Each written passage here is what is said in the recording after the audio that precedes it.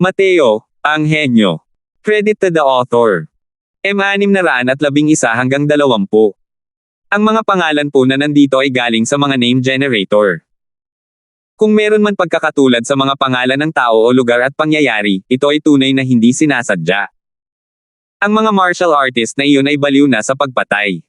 Paano nila napapansin ang babala ni Mateo? Tunay na pagpatay ng dragon sa kilusang apoy. Walang pag-aalinlangang sumuntok si Mateo, na direktang nagpabagsak sa isang malaking grupo. Dahil dito, sa wakas ay nalaman ng mga martial artist na iyon ang kanyang kapangyarihan. Isa-isa silang tumigil, at takot na nakatingin kay Mateo. Hey! Sa tingin mo ba, sa ganitong paraan, hahayaan mo silang makatakas ng buhay? Pipigilan ko siya. Ituloy nyo na lang ang paghabol sa kanila. Patayin silang lahat para sa akin. Walang iiwan. Utos ni Leroy. Nang marinig ng mga martial artist ng Fierce Gale World ang mga salita ni Leroy, lahat sila ay nag-udyok na kumilos. Malamig na sinabi ni Mateo, yaong mga hindi takot mamatay, huwag mag-atubiling humabol. Hindi malakas ang boses niya, pero malinaw itong narinig ng lahat. Hindi sinasadyang nanginig ang lahat, at hindi sinasadyang napahinto ang kanilang mga yabag. Nagdilim ang ekspresyon ni Leroy. Diretso niyang sinunggaban ang isang martial artist at kinurot ito hanggang sa mamatay, at sinabi sa seryosong boses, hindi ba ako narinig ng lahat? Habulin ninyo ako. Hindi kaya nakalimutan niyo ang mga turo ng Wind Emperor, ang kanyang kamahalin. Nang mabanggit ang Wind Emperor, ang mga martial artist na iyon ay parang tinurukan ng stimulants ng sunod-sunod, at labis na na-excite. Sa totoo lang ay nakalimutan nila ang takot at talagang sumugod. Ugong. Muling sumuntok si Mateo, dahilan para muling mapatay ang isang malaking grupo ng mga sundalo. Pero sa pagkakataong ito, wala talagang epekto ang kanyang pagpigil. Walang humpay pa ring hinabol ng mga martial artist na iyon. Pero nang humahabol ang mga martial artist na iyon, sinasadya nilang umikot kay Mateo, na para bang siya, ang taong ito, ay hindi umiiral. Tuwang-tuwa si Leroy na tumingin kay Mateo at sinabing, nakita mo yun. Ito ang kapangyarihan ng mga martial artist ng Fierce Gale World. Kahit hayaan kitang pumatay, ilan ang kaya mong patayin? Naningkit ang mga mata ni Mateo. Nabunyag ang kanyang balak na pumatay kay Leroy. Natural lang na nahalata ni Leroy ang balak pumatay ni Mateo, ngunit hindi siya nabahala. Kahit na sinuri niya ang sarili at naramdamang hindi siya ang katapat ni Mateo, para gugustuhin siyang patayin ni Mateo, hindi iyon ganoon kadali. Gusto mo ba akong patayin? Sige na nga. Nang makita si Mateo sa isang alang-inang posisyon, labis din na nasiyahan si Leroy sa kanyang puso. Tumingin si Mateo kay Leroy at malamig na sinabi, sa tingin mo ba talaga ay hindi kita kayang patayin? Mateo, alam kong napakalakas mo. Pero hanggat hindi kita makakalaban ng harapan, ano ang basehan mo para patayin ako? Ganoon ba? Kung gayon, panoorin mong mabuti. Ang panimulang tindig ni Mateo ay ang flame movement through Dragon Carnage pa rin. Pamilyar na pamilyar si Leroy sa galaw na ito. Ang flame movement through Dragon Carnage ay tunay ngang napakalakas. Ngunit natural lamang na hindi magiging sapat na hanggal si Leroy para makipaglaban kay Mateo. Nang gumawa ng galaw si Mateo, mabilis na naipakita ang teknik ng paggalaw ni Leroy. Bigla na lang nagbago ng husto ang ekspresyon ng mukha ni Leroy. Dahil kaka-activate lang ng kanyang movement technique at ang napakalaking pulang dragon na iyon ay nasa harap na niya. Hindi man lang malinaw na nakita ni Leroy kung paano nagawa ni Mateo ang kanyang galaw. Teknik ng instant cast martial. Biglang sumagi sa isip ni Leroy ang kaisipang ito, ngunit ang tanging oras lang niya para tipunin ang lahat ng enerhiya ng kanyang katawan para protektahan ang mga daluyan ng kanyang puso. Ugong. Bumangga ng mabagsik ang napakalaking pulang dragon sa katawan ni Leroy. Nakatanggap siya ng flame movement through Dragon Carnage mula kay Mateo sa buong kaluwalhatian nito. Hindi na kailangang sabihin pa ang kapangyarihan ng flame movement through Dragon Carnage. Kahit na mayroon itong enerhiyang pangproteksyon sa asensya ng 8th level soul si ni Leroy, hindi pa rin ito kayang protektahan ang galaw na ito. Sast! Mabilis na tumalsik ang sariwang dugo mula sa bibig ni Leroy. Tinamaan ang buong katawan niya at lumipad palabas. Matapos makita ng mga martial artist ng Fierce Gale World na kasalukuyang humahabol ang eksenang ito, bigla silang natigilan at sandaling nawala ng malay kung ano ang gagawin. Ang kanilang pangunahing commander ay natalo ni Mateo sa isang palitan ng atake. Panginoong Shanghai. Sa oras na ito, si Denzel ang unang tumugon, direktang lumipad pataas upang suluhin si Leroy. Panginoon Salter, ayos lang ba kayo? Dali-daling isinilid ni Denzel ang isang medicinal pill sa bibig ni Leroy at pinaikot ang Essence Energy upang matulungan siyang pinuhin ang medicinal strength nito. Nakahabol din si Mateo sa pagkakataong ito at hindi napigilan ang eksenang ito kasama si Denzel. Sa pamantayan ng alchemy ng Fierce Gale World, gaano kahusay ang isang medicinal pill na kayang ilabas. Dahan daw ang naglakad si Mateo sa harap ni Leroy. Pinigilan ng lahat ang kanilang paghinga. Dali-daling tumayo si Denzel sa harap ni Mateo, hinaranggan ang daan nito at sinabi sa seryosong boses, kung maglalakas loob kang patayin si Lord Salter, lalabanan kita. Kung lalabanan mo ako, wala kang kwalipikasyong ito. Patuloy na naglakad si Mateo habang nagsasalita. Naakit si Denzel sa kahangahangang momentum ni Mateo at paulit-ulit na umatras. Kahit si Leroy ay hindi katapat ni Mateo. Paano siya naging katapat ni Mateo? Hindi niya malinaw na nakita kung paano kumilos si Mateo kanina.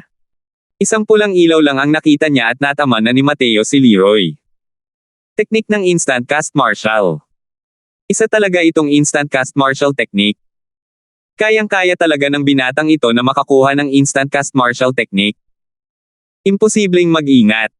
Maliban na lang, hindi maintindihan ni Denzel kahit kalmutin pa niya ang kanyang anit. Paano kaya makakamit ng ganitong kalakas na martial technique ang instant cast? Ang walang kapantay na makapangyarihang Leroy sa kanyang mga mata ay agad na tinapos ni Mateo. Sa galaw na ito kanina, sa wakas ay ginamit ni Mateo ang enerhiya ng walang pangalang asensya sa kanyang katawan. Kalimutan na natin ang hindi paghahanda ni Leroy, kahit na gumawa siya ng sapat na paghahanda, hindi rin posible na maging kapareha ni Mateo. Matapos maranasan ang pagdaragdag ng enerhiya ng walang pangalang asensya, mas lumakas pa ang kapangyarihan ng flame movement through Dragon Carnage. Dagdag pa ang instant cast martial technique, ang pagkatalo ni Leroy ay isang hindi maiiwasang sitwasyon. Biglang tumigil si Denzel at inihinto ang kanyang mga hakbang. Nasa likuran niya si Leroy. Hindi na siya maaaring umatras pa. Mateo, patayin mo ako kung ganoon. Nagmamakaawa ako sa iyo, pakawalan mo na si Lord Salter. Biglang pagmamakaawa ni Denzel. Hindi nagsalita si Mateo. Ang enerhiya ng kanyang asensya ay nasa gitna na ng matinding pag-iipon. Kinailangang mamatay si Leroy. Siya ang espiritu ng dakilang hukbong ito. Hanggat siya ay namatay, ang dakilang hukbong ito ay walang dapat katakutin. Sa ganitong paraan lamang mabibigyan ng sapat na oras ang mga martial artist ng Crimson Light City na iyon para makatakas. Kaya naman, imposibleng bitawan ni Mateo si Leroy. Huwag mo siyang pakiusapan. Kung may kakayahan ka, pipatayin mo ako. Power! Habang nagsasalita si Leroy, isa na namang subo ng dugo ang muling tumalsik.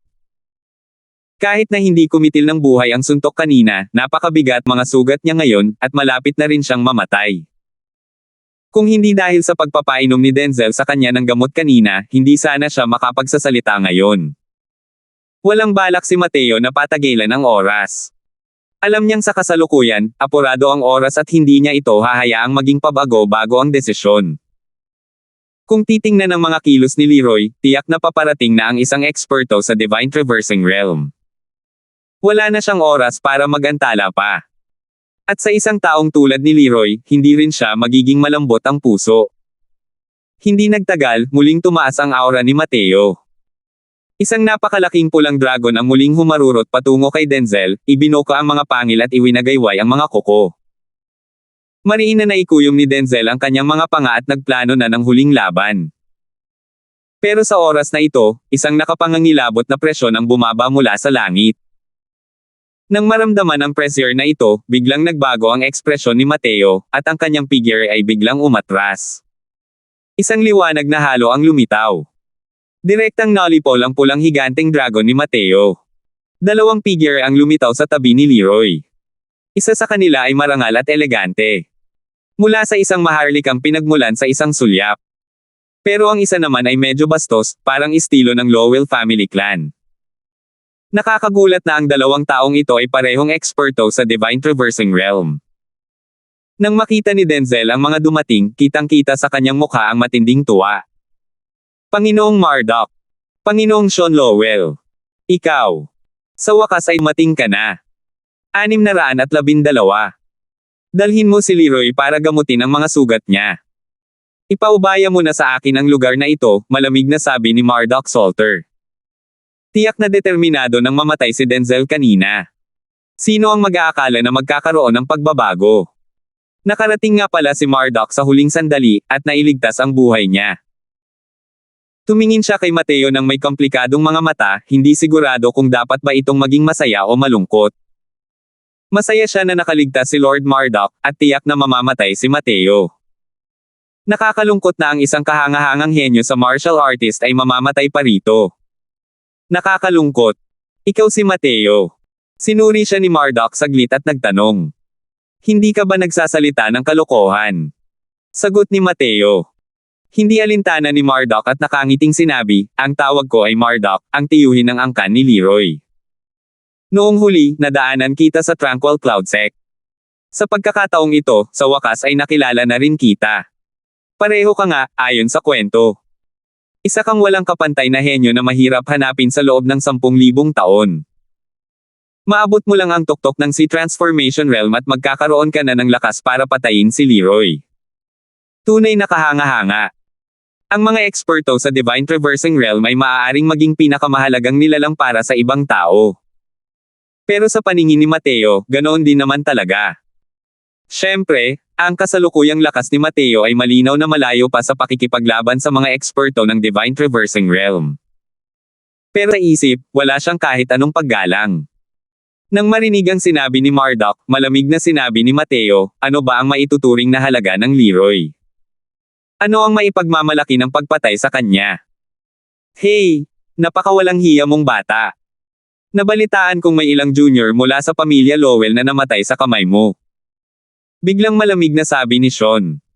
Napataas ang kilay ni Mateo nang marinig iyon. Hindi nakakapagtaka na ang taong ito ay kahawig ng mga taong iyon sa tribo ng pamilya Lowell. Lumalabas na ito ang matandang ninuno ng tribo ng pamilya Lowell. Paano kung oo? May kalokohang inamin ito ni Mateo. Malinaw na hindi na mareresolba ang bagay na ito ngayon. Ngayon lang din kaya ni Mateo na ituloy ito. Hindi makaka-address si Mateo ngayon. Hindi pa nakakalayo ang mga martial artist ng Crimson Light City. Kung tatakas siya ng mag-isa, tiyak na mamamatay ang mga taong iyon ng walang libingan. Kaya kinailangan niyang ipagpaliban ang oras ngayon upang maghanap ng sapat na oras para makatakas ang mga taong iyon. Si Sean ay palaging isang matayog at dakila na eksperto sa Divine Traversing Realm. Sino man ay magalang at magalang sa kanya. Pero ang batang ito sa harap niya ay wala talagang pakialam sa kanya. Ito ang dahilan kung bakit siya labis na nagalit. Kahit na ang Lowell family tribe na nagbabantay sa 6 Extreme Sales Grand Array ay isa lamang sangay ng kanilang Lowell clan, miyembro pa rin sila ng kanyang Lowell clan anuman ang mangyari. Pinatay ng batang ito ang kanyang mga nakababata at napakayabang pa niya sa harap niya. Paano niya ito natitiis? Magaling. Dahil inamin mo na, ayusin na natin ang isyong ito ngayon. Isa-isang puputulan ng matandang ito ang mga buto mo mamaya at ihahandog ang mga ito sa mga nakababata ko. Sabi ni Sean. Mapanghamak na sabi ni Mateo, maraming tao ang gustong tanggalin ang mga buto ko. Pero wala pa ring nagtatagumpay. Sa mga katulad mo lang, gusto mo rin bang tanggalin ang mga buto ko? Bahagyang kumunat ang noo ni Murdoch. May kutob siyang hindi magandang mangyayari sa kanyang puso. Masyadong kalmado si Mateo na para bang hindi niya talaga siya at si Sean ang nasa isip niya. Talaga bang may pag-asa siya, o gumagawa lang siya ng estratehiya para takutin siya sa isang bakanting kuta? Napakabait na binata na hindi alam ang lawak ng langit at lupa. Sana ay makangiti ka pa rin balang araw. Murdoch, iwan mo sa akin ang batang ito. Hindi ko siya kayang magmakaawa na mabuhay o magdasal na mamatay. Sabi ni Sean. Bagamat sina Sean at Murdoch ay parehong eksperto sa Divine Traversing Realm, sa pagitan ng dalawang tao, malinaw na si Murdoch ang pinuno. Gusto niyang hawakan si Murdoch, ngunit kailangan niyang hingin ang opinyon ni Murdoch. Bahagyang tumango si Murdoch at sinabing, sige. Paulit-ulit kong naririnig na si Mateo ay walang kapantay ang talento, pero ngayon ko lang nakita mismo ng sarili kong mga mata. Sean, suriin mo siya at tingnan kung gaano kalakas ang kanyang lakas. Nang makatanggap ng positibong tugon, nagpakita ng malisyosong ngiti sa mukha ni Sean, at unti-unting lumapit kay Mateo. Ang presyo na pagmamayari ng isang Divine Traversing Realm ay pinakawalan ng walang anumang pinipigilan, dinurog ang iba hanggang sa hindi na makahinga ang lahat. Ang Divine Traversing Realm ay isang tugatog na pag-iral sa mga martial artist ng lower realms. Walang kapantay ang kadakilaan ng bawat eksperto sa Divine Traversing Realm. Sa paningin ng mga eksperto sa Divine Traversing Realm, ang mga martial artists sa ilalim ng Divine Traversing Realm ay parang mga langgam. Alam ni Sean na napakalakas ni Mateo. Pero gaano man siya kalakas, isa lamang siyang medyo mas malaking langgam. Naku, pagbabayaran mo ang kay-abangan mo. Sa harap ng dominanteng pressure ni Sean, tila walang pakialam si Mateo. Bigla siyang naglabas ng isang kulay ube na anting-anting at malamig na sinabi, kung kailangan ko mangbayaran ang halaga o hindi, hindi ko alam. Pero kung gagawa ka pa ng isa pang hakbang, ang halagang ibinayad ay magiging abon na lamang.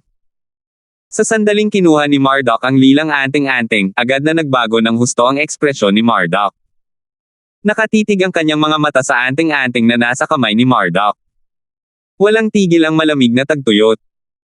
Pero walang kaalam-alam si Sean at sinabing may malamig na ngiti, iniisip ko kung saan nanggaling ang kumpiyansa mo para maging mayabang sa akin.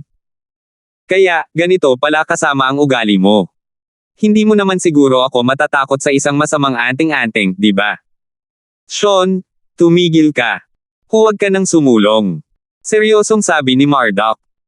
Ngumisi si Mateo nang makita ang sitwasyon at sinabing, mayroon pa pala palang nakakakilala sa mga bagay na yan. Mukhang hindi mo na kailangang sayangin ang laway ko.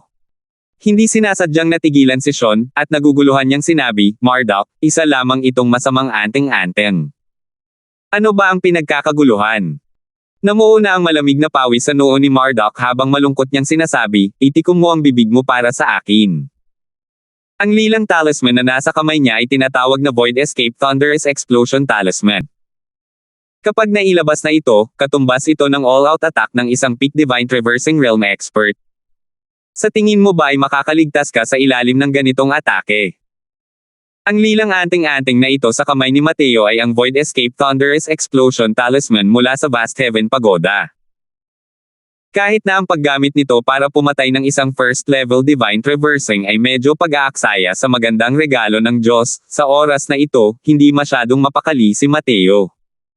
Ang ganap na atake ng Peak Divine Traversing Realm. Dahil dito, natulala rin si Sean. Ang kahangahangang momentum na iyon na humahamak sa lahat sa ilalim ng langit ay naglaho ng walang bakas. Malalaking butil ng pawis ang tumulo sa kanyang noo. Paanong naging parang anting-anting lang ang bagay na nasa kamay ni Mateo? Isa lang itong time bomb. Kung sakaling bigla siyang sumugod kanina, malamang ay naging abo na talaga siya sa mga sandaling ito. Nang makita ang ekspresyon ni Sean, sinabi ni Mateo nang may malamig na ngiti, hindi ba't ang yabang mo kanina lang? Hindi mo ba puputulan lahat ng buto ko? Sige na. Nakatayo na ako ngayon. Halika at habarin mo ang mga yan. Hindi napigilan ni Sean ang paglunok ng laway niya at sandaling natigilan siya. Hindi niya talaga inisip si Mateo kanina. Pero sino ang mag-aakala na mayroon pala siyang napakalaking kagamitang pampatay? Ang Peak Divine Traversing Realm at First Level Divine Traversing Realm ay dalawang magkaibang konsepto. Hindi masukat ng distansya ang pagkakaiba sa pagitan ng dalawa. Kahit gaano pa siya kalakas, Sean, hindi niya kayang tiisin ang buong lakas ng isang eksperto sa Divine Traversing Realm. Kaya pala ang yabang ng batang ito. Naghihintay pala ito rito. Hindi napigilan ni Sean ang umatras, ngunit napansin ito ni Mateo at sinabing may malamig na ngiti, subukan mong umatras muli. Nabulunan muli si Sean, hindi alam ang gagawin. Ang layo niya kay Mateo ngayon ay lubhang nakakailang. Nasa loob lang ito ng saklaw ng pag-atake ni Mateo. Gusto niyang umatras, pero paano niya mabibigyan ng pagkakataon si Mateo? Bibrat, huwag kang padalos-dalos. Kalma lang at ayusin mo ang mga bagay-bagay. Paus na sabi ni Sean. 613. Kiniliti si Mateo nang marinig iyon at nakangiting sinabi, kalma lang at ayusin mo ang mga bagay-bagay. Hindi naman ganito ang tono ng pananalita mo noong kausap mo ako kanina. Nailang si Sean nang sabihin niya, ako. Ako yung may mga mata, pero hindi ko nakilala ang bundok tay. Batang lalaki, hindi, Kuya Croswell, ako. Humihingi ako ng paumanhin. Basang-basa na ng pawis ang likod niya, nakatayo roon at hindi man lang gumalaw. Sa buong buhay niya hanggang ngayon, ito ang unang beses na naramdaman niya na malapit na siya sa kamatayan. Humingi ka ng tawad. Sa tingin mo ba tatanggapin ko ang paghingi mo ng tawad? Nakangiting tanong ni Mateo habang sumasagot. Kung gayon, ano ang gusto mo? Ano ba ang kailangan ko? Paano kayo nakarating, habulin ninyo ako? Kung hindi, mamamatay kayong lahat ngayon. Malamig na sabi ni Mateo. Habang sinasabi niya, itinaas ni Mateo ang anting-anting sa kanyang kamay. Bumilis din ang tibok ng puso ni Sean at halos tumalon palabas. Sa sandaling ito, halos sumabog ang kanyang anit. Gayunpaman, dahan daw ang umikot si Mateo. Ang Void Escape Thunderous Explosion Talisman ay bumalik muli sa orihinal nitong lugar. Tumulo. Nakahinga ng maluwag si Sean. Tumulo ang pawis sa kanyang mga pisngi. Sa tabi, hindi nagsalita si Murdoch. Sa pagkakataong ito, bigla siyang nagsalita, Mateo, hindi mo kailangang magpanggap na relax. Ang iyong Void Escape Thunderous Explosion Talisman ay magagamit lamang ng isang beses, hindi ba? Lihim na nagulat si Mateo, ngunit kalmado ang kanyang mukha nang sabihin niya, subukan mo. Void Escape Thunderous Explosion Talisman, mayroon akong 3. Sapat na para patayin kayong dalawa. Pero umiling si Murdoch at sinabing, ang ginamit ko ng isang beses ay hindi ang ibig sabihin nito. Sa pamamagitan ng pagpapakawala ng Void Escape Thunderous Explosion Talisman gamit ang kasalukuyan mong lakas, malamang na mauubos mo agad ang enerhiya ng asensya. Kaya wala ka ng pagkakataong magpakawala ng pangalawa. Kahit na ito ang unang beses na nagkita tayo, medyo alam ko pa rin ang paraan mo ng paghawak sa mga bagay-bagay. Gamit ang karakter mo, kung maraming beses mong mapapakawalan ang Void Escape Thunderous Explosion Talisman, malamang ay napatay mo na si Sean ng walang pag-aalinlangan. Sabihin mo sa akin, tama ba o mali ang sinabi ko? Habang nagsasalita si Murdoch, lalo siyang nagiging kalmado. Malinaw na nakawala na siya sa matinding takot na nararamdaman niya kanina. Bukod pa rito, mahahalata sa tono niya na medyo may kumpiyansa siya sa kanyang pagsusuri. Hindi inisip ni Mateo na ang Murdoch na ito ay talagang mapang-abala. Nakita niya na nagpapakita lang siya ng lakas ng walang kabuluhan ng napakabilis. Tama talaga ang sinabi ni Murdoch. Nang iabot ni Trenton ang mga Void Escape Thunderous Explosion Talisman na ito sa kanya, sinabi rin niya kay Mateo ang paraan ng paggamit. Medyo kulang pa rin ang cultivation realm ni Mateo ngayon. Hindi niya talaga kayang ilabas ang Void Escape Thunderous Explosion Talisman ng maraming beses. Ibig sabihin din nito na ang Void Escape Thunderous Explosion Talisman na nasa kanyang mga kamay ay kayang patayin si Sean ng mag-isa. At nang mailabas niya ang Void Escape Thunderous Explosion Talisman, wala na siyang magawa kundi maghintay sa dulo, sa nag-iisang landas na ito, para tahakin. Sa simula ay iniisip ni Mateo na gamitin ang Void Escape Thunderous Explosion Talisman upang takutin ang kabilang panig, pagkatapos ay dahan-daang umatras. Hindi niya inaasahan na ang Murdoch na ito ay isang taong may matalas na pag-iisip. Hindi ganoon kadali ang pagnanais na mausok ito. Ganoon ba? Dahil sinabi mo, susubukan ko. Humarap si Mateo kay Sean at sinabing, Hoy, yung Sean na yun o ano paman, pasensya na. Para mapatunayan kung tama ba ang sinabi niya o hindi, gagamitin muna kita bilang eksperimento. Gaya ng sinabi niya, ang katawan ni Mateo ay nagliliwanag ng may napakagandang kariktan at malapit ng magbuhos ng enerhiya ng asensya sa Void Escape Thunderous Explosion Talisman. Ang daming kalapastanganan ang tumatakbo sa isip ni Sean ngayon, pero dali-dali siyang sumigaw, huwag. Little Brother Croswell, huwag kang padalos-dalos. Naniniwala ako sa iyo. Naniniwala ako sa iyo. Sinasabi ng lahat na habang tumatanda ang isang tao, lalo siyang nagiging duwag. Hindi naman ito kasinungalingan. Para makamit ni Sean ang mga nagawa niya ngayon, masasabing dumaan siya sa hindi mabilang na malalakas na bagyo at alon. Kaya naman pinahahalagahan niya ang buhay. Pero paano niya aasahan na mahuhulog siya sa kamay ng isang nakababata ngayon? Ang pinaka-nakakasuklam na bagay ay ang mga salita ni Murdoch na hayagang may kahulugan ay parang pang-akit kay Mateo para tapusin siya. Ang lalaking ito ay sadyang may masamang balak. Kahit totoo ang sinabi ni Murdoch, ano ang karapatan niyang gawin siyang scapegoat? Murdoch! Anong ibig sabihin nito? Nagngingit-ngit sa galit si Sean. Malamig na sinabi ni Murdoch, binalaan tayo ng kamahalan tungkol dito kay Mateo. Hanggat makita natin siya, dapat natin siyang hulihin at patayin agad. Nakita mo rin kung gaano kalaki ang potensyal ni Mateo. Hintayin mong makaakyat siya sa Soul Sea Realm, kahit tayo ay maaaring hindi rin niya katapat. Para sa kapakanan ng malaking plano ng kamahalan, magsakripisyo ka ng kaunti. Mura lang ang salita. Bakit hindi ikaw ang magsakripisyo? Kung may kakayahan ka, magpalitan tayo ng posisyon. Ikaw ang magsakripisyo. Ako ang gagawa ng malaking plano ng kamahalan. Single ni Sean. Hindi na inabala ni Murdoch si Sean. Sinabi niya kay Mateo, hindi mo kailangang maghasik ng gulo dito. Ngayon, hindi kita hahayaang umalis kahit ano paman. Masyadong mabilis ang iyong paglaki. Nagbabanta na ito sa plano ng kanyang kamahalan. Kaya, dapat kang mamatay ngayon. Hindi inisip ni Mateo na ganoon kay terminado si Murdoch. Gusto niya itong patayin sa pamamagitan ng hindi pag-aatubili na isakripisyo rin si Sean.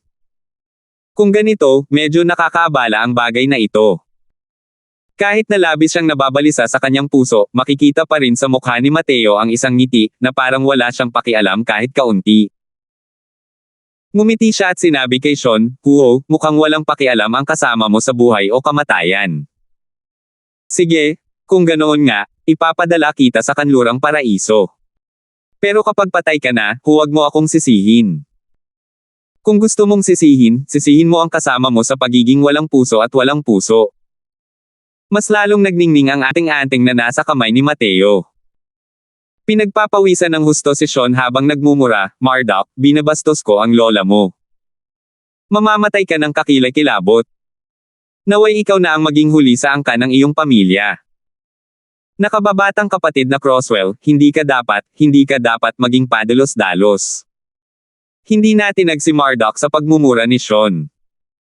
Kasabay ng mabilis na paglipad, nakaipon si Murdoch ng napakalaking enerhiya ng langit at lupa. Sa totoo lang, gagawa siya ng paraan para salakayin si Mateo para pilitin siyang sumuko.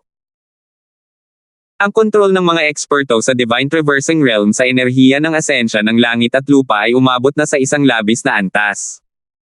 Sinadya ni Murdoch na ilayo ang distansya mula kay Mateo. Sa distansyang ito, kahit na maaaring tamaan siya ng Void Escape Thunderous Explosion Talisman ni Mateo, tiyak na hindi ito magiging nakamamatay. Sa kabaligtaran, pareho rin ito.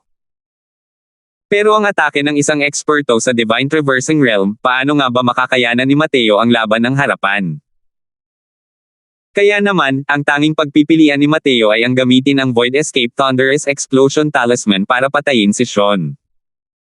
Ang Murdoch na ito, ang tindi ng kalupitan. Para mapatay siya, hindi siya nag-atubiling gamitin ang buhay ng isa pang eksperto sa Divine Traversing Realm bilang kapalit. Mapagmalaking daliri ng nyebe na pilak na nagyelo. Mahina ang sigaw ni Murdoch. Isang napakatirang liwanag ng daliri ang dumaan sa ere at dumating. Murdoch, binabatikos ko ang 18 henerasyon ng mga ninuno mo. Arg! Isusugal ito ng iyong ama. Darkwind Divine Palm. Itong si Sean ay isa ring taong may paninindigan sa pagpatay at alam niyang sa oras na ito, wala na sa kanya ang responsibilidad. Kahit na isinumpa niya si Murdoch ng pasalita, ang palad na ito ay hindi nakatutok sa kanya kundi kay Mateo. Sa oras na ito, ang tanging natataya niya ay ang Void Escape Thunderous Explosion na nasa kamay ni Mateo ay isang produktong gray market at walang silbi. Dalawang makapangyarihang eksperto sa Divine Traversing Realm ang sabay na nagpakawala ng mga galaw kay Mateo. Ang kaguluhang dulot nito ay tunay na nakakapangilabot. Isang napakalaking presyon ang bumalot sa buong larangan ng digmaan, dinurog ang iba pang mga martial artist hanggang sa hindi na sila makahinga. Sa ganitong yugto, wala nang pag-asa si Mateo na ipasa ang lahat sa pagkakataon.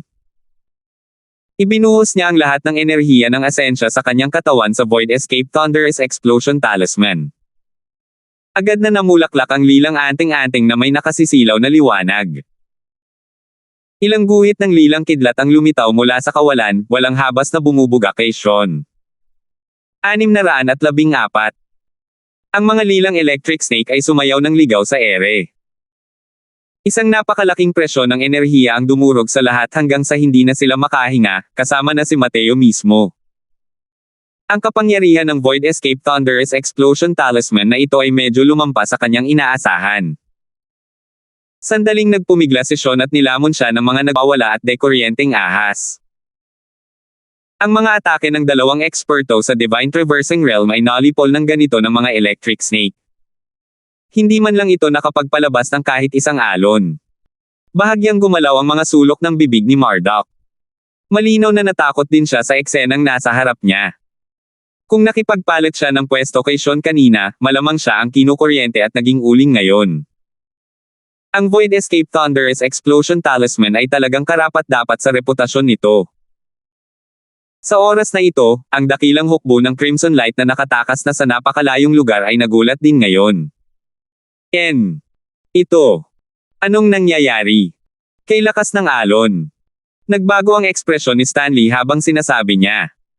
Nagpalitan ng tingin sina Stanley at ang iba pa at mabilis na nahulaan ang sagot. Napakalakas na alon, tiyak na hindi ito ginawa ng mga eksperto sa Soul Sea Realm. Kung gayon, maaari lamang itong maging Divine Traversing Realm. Powerhouse ng Divine Traversing Realm. Tiyak na dumating na ang isang powerhouse ng Divine Traversing Realm. Mr. Crosswell Medyo nabulunan si Cedric kahit na nagsasalita. Nagpalitan din ng tingin ang apat na tao, si Holden. Nakita nilang lahat ang matinding pag-aalala mula sa mga mata ng kabilang panig. Panginoong Lungsudsu, isama mo na ang iba pa. Babalik kaming apat at titingnan ang sitwasyon. Seryosong sabi ni Brian. Hindi pwede. Gusto ko pang bumalik, dapat ako rin. Mahina pa rin ang lakas ng iil sa inyo. Kung harapin ninyo ang mga eksperto sa Divine Traversing Realm, wala kayong kakayahang lumaban. Isa pa rin akong peak 9th level Soul Sea. May pagkakataon pa akong makatakas ng buhay. Babalik ako. Direktang tanggi ni Zohan. Wala kaming pakialam sa ibang tao. Kailangan na naming bumalik na 3. Ang biyaya sa amin ni Ginoong Crosswell ay katumbas ng pagbibigay sa amin ng panibagong buhay. Kahit mamatay kami, kailangan din naming bumalik. Determinadong sabi ni Cedric. Babalik din ako. Babalik din ako. Sa loob ng ilang panahon, ang mga matataas na opisyal ng dakilang hukbo ng Crimson Light ay nasangkot sa isang matinding pagtatalo, lahat ay naglalaban-laban para makabalik. Sige. Tumigil na kayo sa pagtatalo. Diego, isama ninyo ang iba at magpatuloy sa pagtungo sa Hilaga patungong Fairsun City para ihatid ang balita. Sabihin ninyo sa kanila na ang mga eksperto ng Divine Traversing Realm ng Fiercegale World ay sumali na sa digmaan. Hayaan ninyong maghanda ng maaga ang alyansa. Panginoon ng lungsod, 4 na Ginoo, dahil ang lahat ay nag-aalala sa kaligtasan ni Ginoong Crosswell, paano kung bumalik tayo ng magkasama?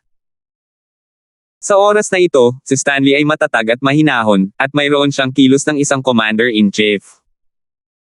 Parang dalawang magkaibang tao mula sa ganoong klaseng masungit na ugali noon.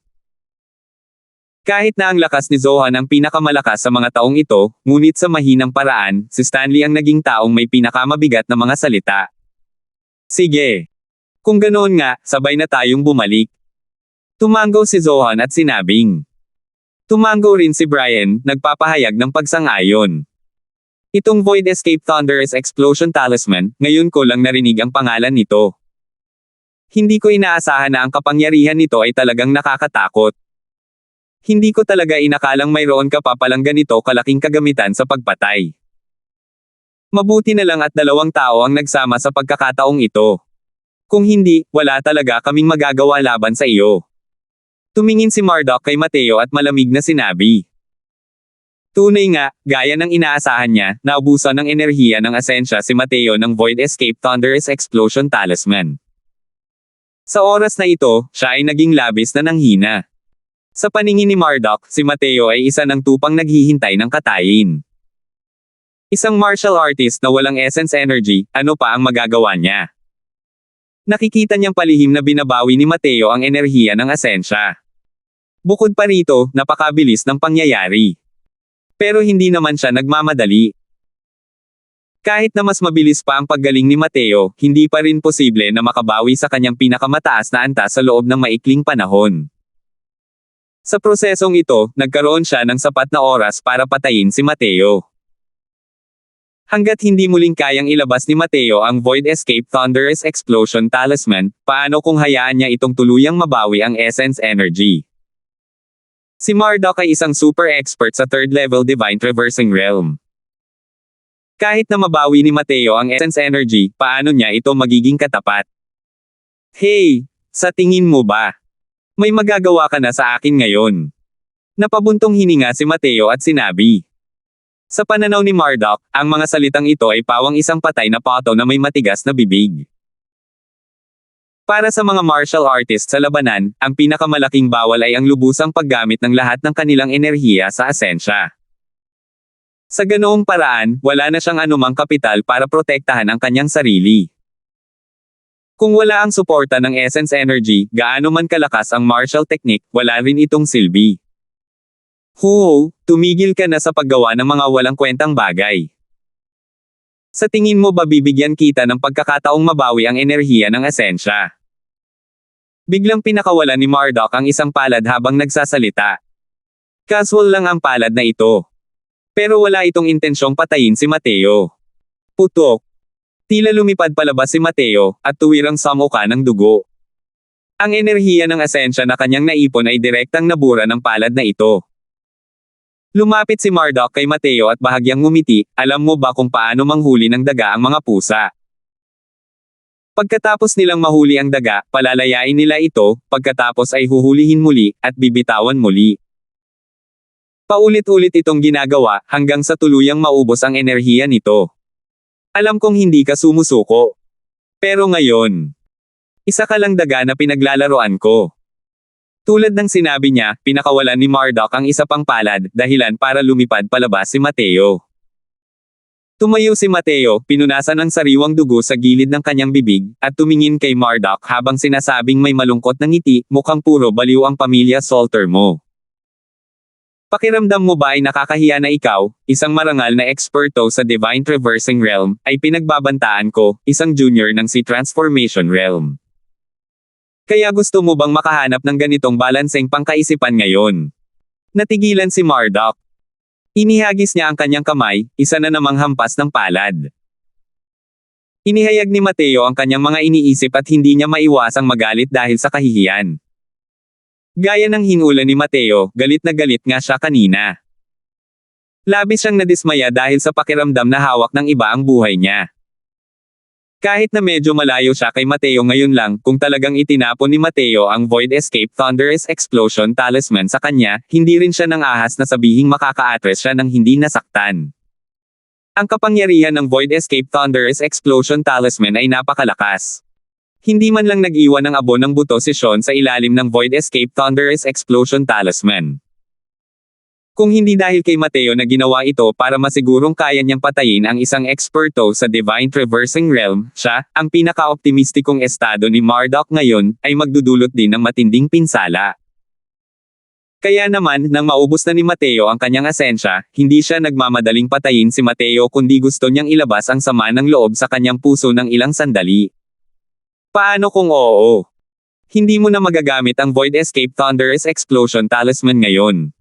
Gusto na lang kitang guluhin hanggang mamatay. Anong magagawa mo sa akin?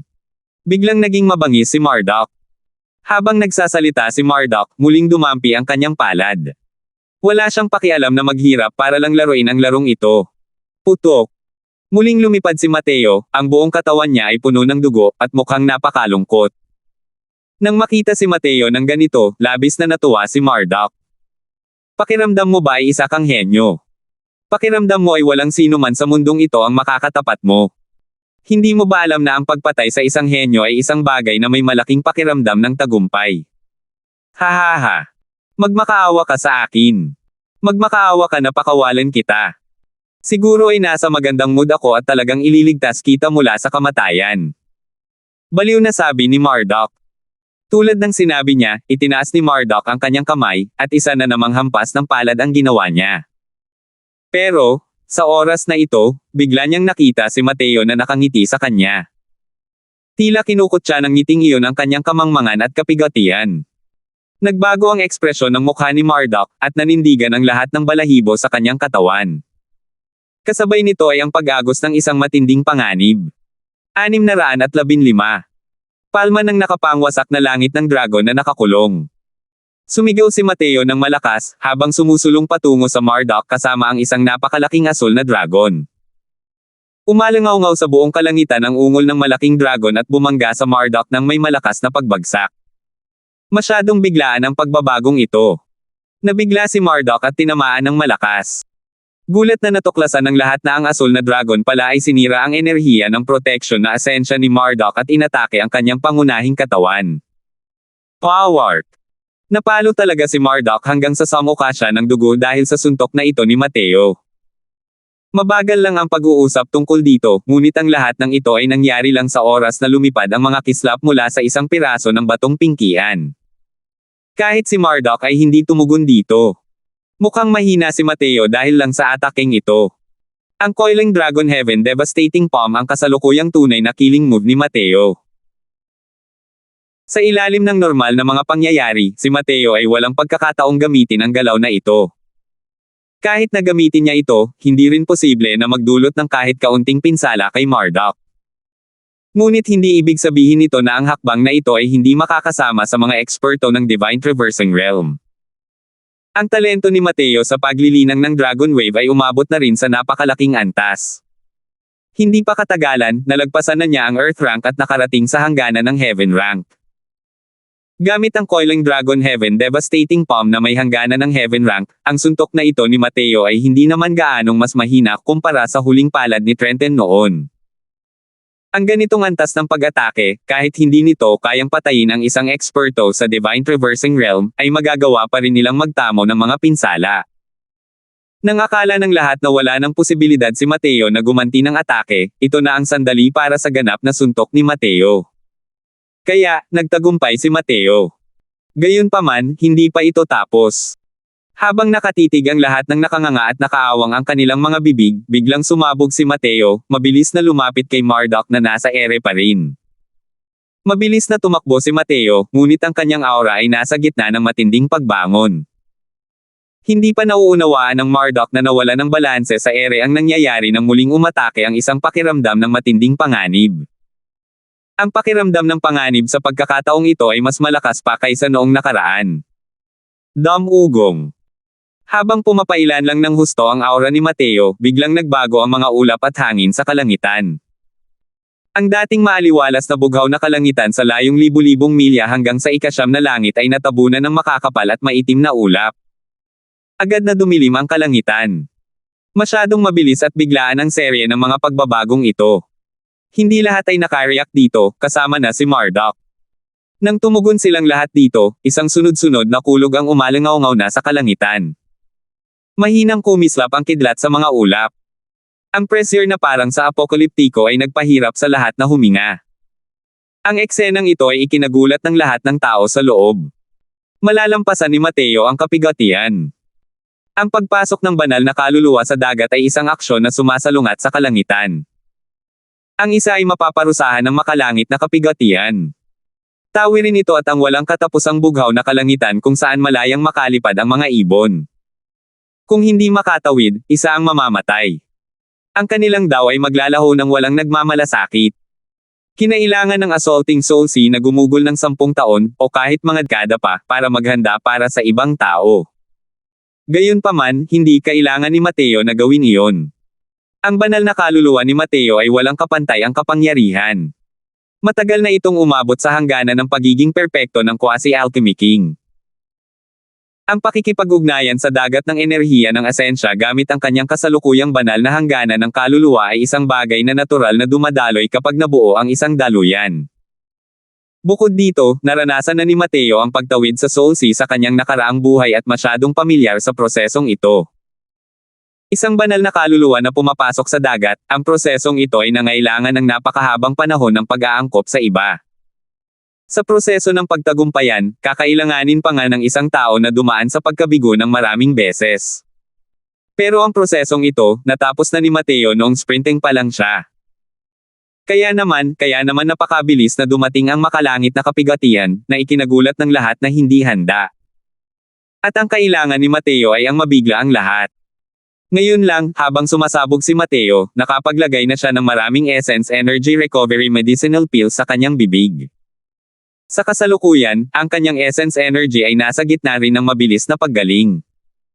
Matapos pinuhin ang dugo ng dragon, ang pangangatawan ni Mateo ay lubhang nakakatakot na.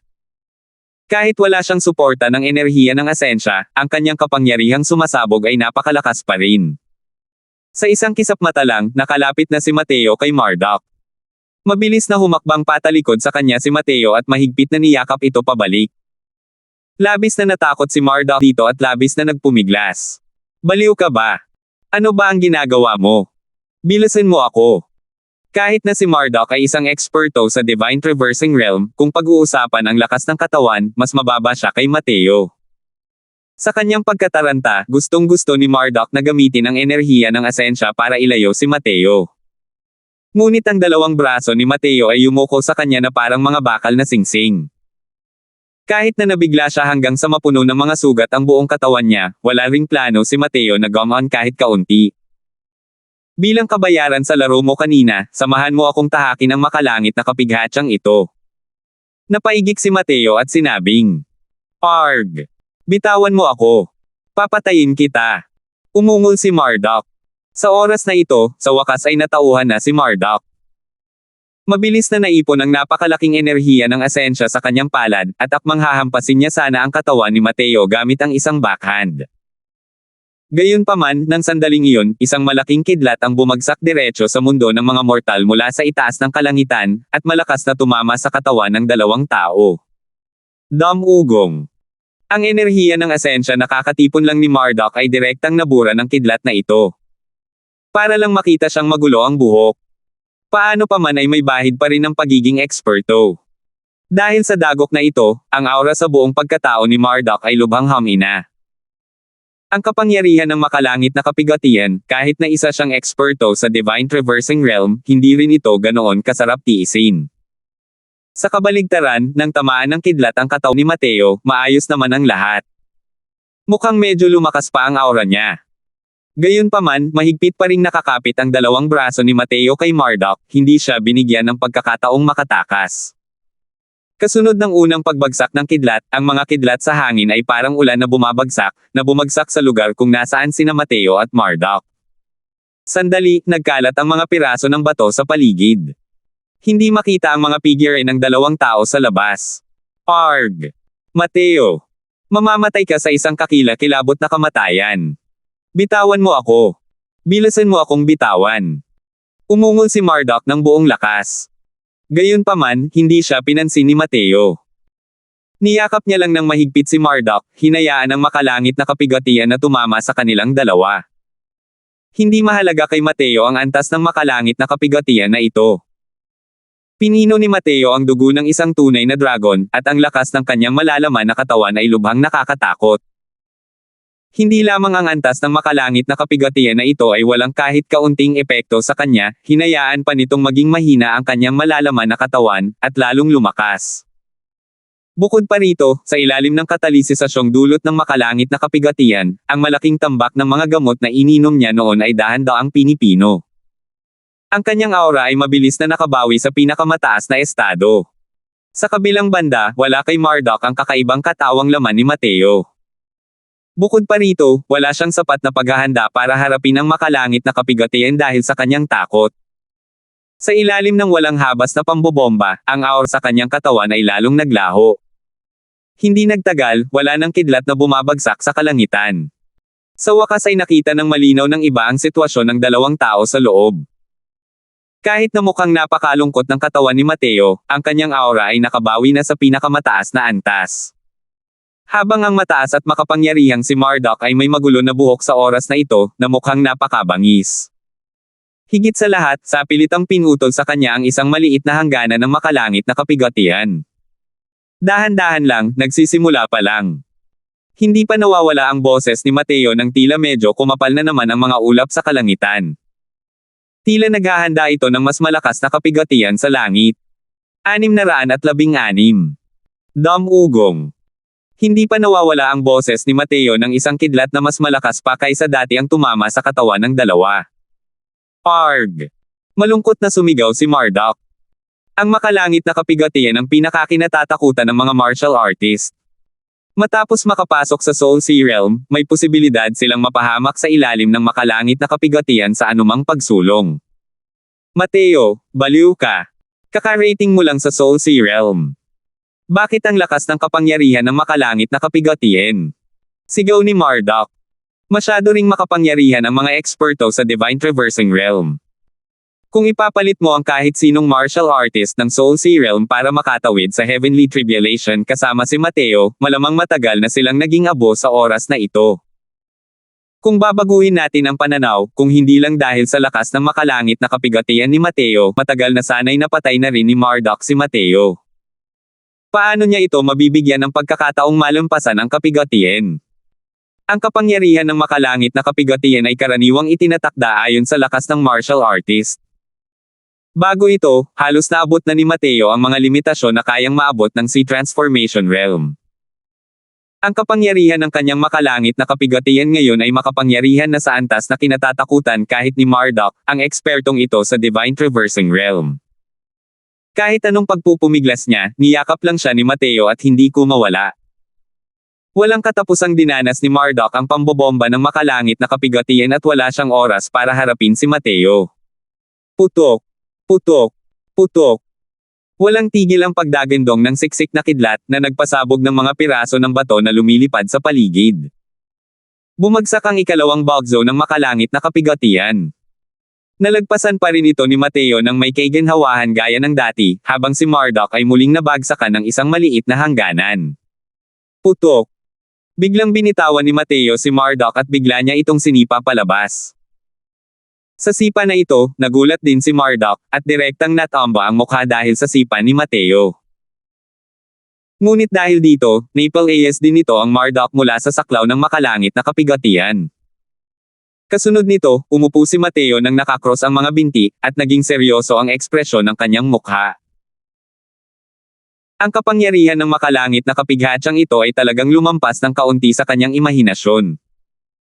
Bagamat sa unang dalawang alon, madali niya itong nampasan, ang kapangyarihan ay mas malakas kaysa noong tinawid niya ang makalangit na kapigatian sa kanyang nakaraang buhay. Sa simula, iniisip ni Mateo na samantalahin ang makalangit na kapigatian upang patayin si Marduk. Sino ang mag-aakala na ang kapangyarihan ng makalangit na kapighatyang ito ay talagang napakalakas? Ugong. Muling kumapal ang mga ulap sa kalangitan. Walang duda, ang susunod na alon ng makalangit na kapigatian ay magiging mas matindi pa. Nakatitig ang lahat kay Mateo sa gitna ng bagyo. Umaasa silang lahat na hindi malalampasan ni Mateo ang kapigatian at mamamatay sa kidlat. Ngunit ang kanilang mga mata ay nagpapakita ng matinding pagkabalisa at takot dahil ngayon lang sila nakakita ng ganito kalaking kalunos-lunos na kapigatian sa langit noon. Hahaha. Tunay ngang karapat-dapat na maging isang walang kapantay na henyo. Maging ang iyong paraan ng paglampas sa kapigatian ay naiiba sa iba. Kung titingnan ng ganitong sitwasyon, kailangan mong lampasan ang kahit 4 sa 9 na kapigatian sa langit, tama ba? Kahit na kaya mong tiisin ang 3 kapigatian sa langit, gusto kong makita kung paano mo malalampasan ang 4 na kapigatian sa langit. Hamukay si Marduk mula sa putik na may maruming mukha. Pero sa pagkakataong ito, hindi na niya maabala ang mukha niya. Pinagtatawanan niya si Mateo habang nagmamalaki sa kanyang kasawian. Ang lalaking ito ay nararapat lamang na mamatay, para gamitin siya para harangan ang makalangit na kapigatian at hayaan siyang sapilitang durugan ng makalangit na kapigatian ang 2 maliliit na cultivation realm. Isa lamang itong uri ng kahihiyan para kay Marduk. Kaya naman, higit kailanman, inaasahan niyang mamamatay si Mateo sa kidlat ngayon. Siyempre, ang mga salitang ito ay may dalang matinding selos pa rin. Ang makalangit na kapigatian ay nahahati sa 9 na antas. Sa bawat oras na malagpasan nila ang isang antas ng makalangit na kapigatian, ang lakas ng martial artist ay magpapalakas ng isang bahagi. Bagamat may matinding panganib na umiiral kasabay ng malampasan ng mga paghihirap, mayroon din itong malalaking swerte. Ang mga kapigatian sa langit ay mga produkto ng Heavenly Dao. Ito mismo ay nagdadala ng maraming piraso ng Heavenly Dao. Kahit na karamihan sa mga piraso ng Heavenly Dao na ito ay maglalaho, mayroon pa ring malaking bahagi na natitira sa katawan ng martial artist. At ang mga piraso ng Heavenly Dao na ito ay makakatulong sa mga martial artist na mas mabilis na maunawaan ang mga konsepto. Habang dumarami ang antas ng mga makalangit na kapigatian, mas marami ring nakukuhang mga piraso ng makalangit na Dao. Natural na mas malaki rin ang mga benepisyong nakukuha ng martial artist. Para sa mga ordinaryong martial artist na nakakalampas sa mga paghihirap, sa pinakamarami, ito ay ang pagtawid sa 2 sa 9 na makalangit na paghihirap. Nang tawirin ni Marduk ang makalangit na kapigatian noon, 3 makalangit na kapigatian lamang ang kanyang natawid at nakamit na ang napakalaking mga benepisyo. Pero kung titingnan ang kasalukuyang momentum ni Mateo, kailangan niyang lampasan ang 4 na makalangit na kapigatian. Maaari pa nga itong maging 5 makalangit na kapigatian. Kapag matagumpay na nalampasan ni Mateo ang tribulation, tiyak na malaki ang magiging pag-unlad ng kanyang lakas. Hindi ito ang sitwasyong nais ni Marduk na makita. Sa kanyang pananaw, mas makabubuti para kay Mateo na tamaan hanggang mamatay ng kidlat na kapigatian. Kung gaano kalaki ang kapighatyang ito sa langit ngayon, hindi rin ito walang posibilidad.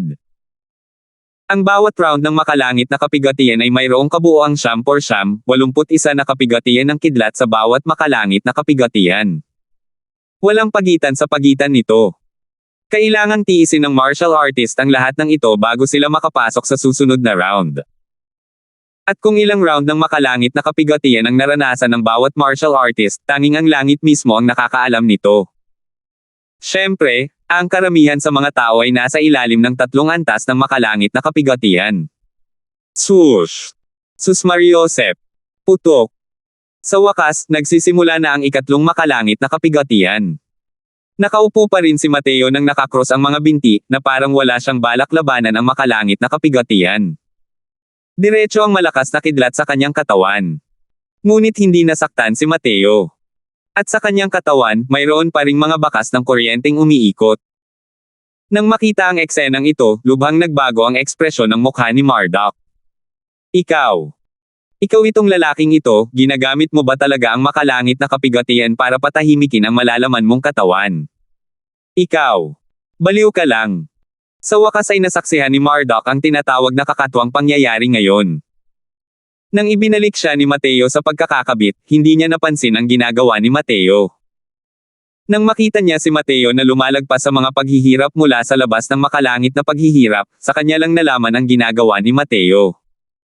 Ang ibang mga tao ay lumalampas sa mga paghihirap, na ang isa sa kanila ay hindi nanginginig sa takot na parang tumatapak sa manipis na yelo. May lakas ng loob si Mateo na gamitin ang makalangit na kapigatian para patatagin ang kanyang malalaman na katawan. Ang katawan ng isang martial artist ang pinakamahinang kawing. Sa pangkalahatan, hindi lahat ay kayang makasabay sa kanilang mga cultivation realm. Bagamat sa ilalim ng catalysis ng enerhiya ng asensya, ang malalaman na katawan ng mga martial artist ay mas malakas kumpara sa mga ordinaryong tao. Sa pangkalahatan ay 1 hanggang 2 pangunahing cultivation realm ang mas mababa kaysa sa kanilang sarili. Kaya naman, kapag ang karamihan sa mga tao ay nalalampasan ang mga paghihirap, sinisikap nilang gamitin ang enerhiya ng protection na asensya upang labanan ang makalangit na paghihirap. Imposibleng maging katulad ni Mateo na gamitin ang katawang laman upang piliting labanan ang makalangit na mga paghihirap. Ito ay walang pinagkaiba sa pagsusumamo ng kamatayan. Bumagsak ang mga kakilakilabot na parang langit. Nagliwanag ang katawan ni Mateo nang may pulang liwanag. Unti-unting lumalakas ang kanyang aura. Ang dahilan kung bakit siya nang ahas na pilit na labanan ang makalangit na kapigatian ay dahil ang dugo ng dragon sa kanyang katawan ay hindi pa lubusang nasisipsip. Ang paggamit ng makalangit na kapigatian upang patatagin ang katawang laman ay maaaring magpasigla sa potensyal ng kanyang katawan, na pinuhi ng dugo ng dragon na hindi pa napino muli. Ang lakas ng sigla ni Mateo ay lalong lumakas. Nang dumating ang huling sunod-sunod na paghihirap sa langit, sa wakas ay nalagpasan ni Mateo ang hadlang sa isang iglap lamang. Sa sandaling ito, hindi kapani-paniwalang napakasaya ang naramdaman ni Mateo. Naabot na niya ang Soul Sea Realm sa pamamagitan lamang ng pag-asa sa lakas ng kanyang pisikal na katawan ngayon. Kasama ang Coiling Dragon Heaven Devastating Palm, halos kaya niyang walisin ang Soul Sea Realms. Tio Marduk, anong nangyari? Bakit si Mateo nalalampasan ang kapigatian? Isa pa, ang kapangyarihan ng makalangit na kapighatyang ito ay tila masyadong malakas din, hindi ba? Tio Marduk, ang iyong cultivation realm. Kinontrol ni Leroy ang kanyang paghinga ng ilang sandali, at sa wakas ay medyo nakontrol na rin ang kanyang mga pinsala. Naramdaman niya na napakalaki ng kaguluhan dito at tila hindi masyadong positibo ang sitwasyon, kaya dali-dali siyang lumapit para tingnan ito. Gulat na gulat siyang nakita si Mateo na kasalukuyang lumalagpas sa kapigatian. Namumula ng husto ang mukha ni Marduk habang nagngingit-ngit ang mga ngipin at sinabing, mga panlilinlang lang yan ni Mateo. Leroy, pakiramdam ko ay hindi maganda ang nangyayari ngayon. Mas mabuting humingi tayo ng tulong sa family head. 617. Kumabog ng malakas ang puso ni Leroy. Akala niya noong una ay mamamatay si Mateo sa pamamagitan ng pagtawag kay Marduk, isang eksperto sa third level divine traversing. Sino ang mag-aakala na sa maikling panahon na ito, ang dalawang makapangyarihang eksperto sa divine traversing realm, isa ang namatay, at isa ang nasugatan, habang si Mateo ay nalalampasan ng maayos ang tribulation doon. Kapag nagtagumpay siya sa paglampas sa kapigatian, ang lakas ni Mateo ay lalago pa ng isa pang hakbang. Wala na talagang makakakontrol sa kanya rito. Parehong naramdaman ni Leroy at Marduk na napakalaki ng banta ni Mateo. Kailangan nila itong patayin ng lubusan sa pagkakataong ito. Kung hindi, walang katapusan ang gulo sa hinaharap. Denzel, magpadala ka agad ng balita sa pinuno ng pamilya, at hayaan silang magpadala agad ng mga eksperto. Utos ni Leroy.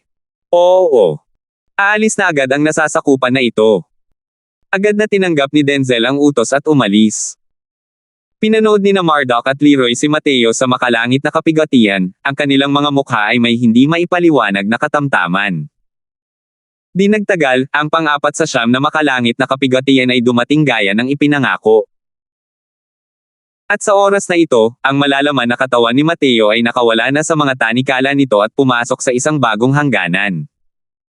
Sa kalangitan, ang mga ulap ng tribulation ay lalong kumakapal. Ang lugar ay lumalaki rin ng lumalaki. Isang pressure ang lumabas mula sa loob ng mga ulap, dinurog ang lahat hanggang sa halos hindi na sila makahinga. Isang punto ang napagtanto ng lahat. Ang kapangyarihan ng ikaapat na makalangit na kapighatyang ito ay malamang na mas nakakatakot pa.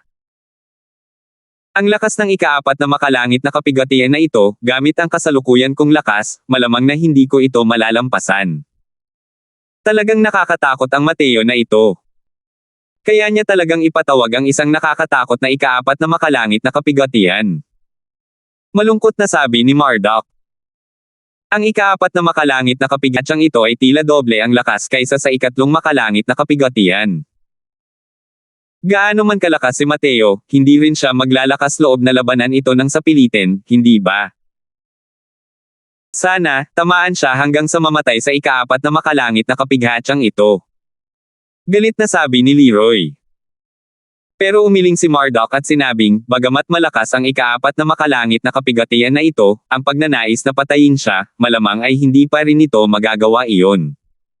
Kung makakabunot siya ng ikalimang makalangit na kapigatian, maaaring may pag-asa pa. Ano ba ang sinusubukan niyang gawin? Kasalukuyang nag-uusap sina Marduk, tiyuhin at pamangkin, nang biglang tumayo si Mateo. Nakita niya lang siyang nakayuko. Tumangala siya sa dumadagandong na kulog sa langit. Punong-puno talaga siya ng intensyong lumaban. Hindi siya maaaring.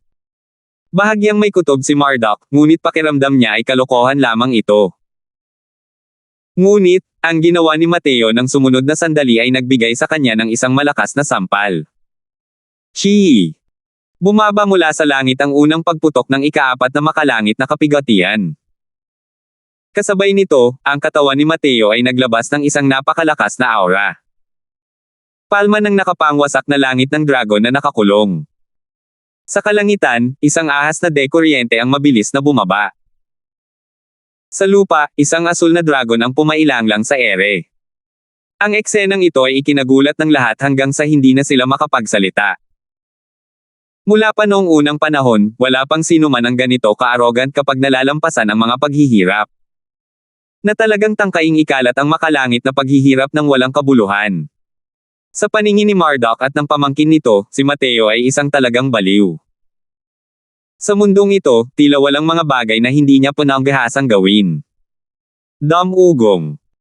Matapos makaranas ng 3 yugto ng pagpapahirap sa langit, ang kasalukuyang kalagayan ni Mateo ay umabot na sa tugatog. Dagdag pa rito, sa pamamagitan ng paghubog ng dugo ng dragon, ang tunay na lakas ng dragon sa kanyang katawan ay naging mas walang hanggan. Ang lakas ng galaw na ito ng Coiling Dragon Heaven Devastating Palm ay mas malakas kaysa sa palad na iyon dati. Sa ilalim ng gulat na tingin ng lahat, direktang pinakalat ng asul na dragon ang matinding kidlat. Gayunpaman, hindi pa ito natatapos. Ang natitirang momentum ng Coiling Dragon Heaven Devastating Palm ay hindi pa nauubos. Ito ay direktang tumungo sa kalawakan. Hindi naman, di ba? Wala pang mga salitang makapagpapahayag ng emosyon ni Marduk sa sandaling ito. Ang makalangit na kapigatian. Ay maaari bang malampasan ng ganito? Ugong. Kasunod ng isang malakas na ungol ng dragon, ang Coiling Dragon Heaven Devastating Palm ay direktang sumabog patungo sa mga ulap ng tribulation. Ang mga ulap ng mga kapigatian na kasalukuyang naghahanda para sa ikaapat na makalangit na kapigatian ay talagang kusang nagkalat. Ang pang-apat na, ang makalangit na kapigatian, ay hindi talaga bumaba. Hindi ako nagkamali ng nakita, tama. Blankong sabi ni Marduk. Anong klaseng halimaw ba ang kinakalaban natin?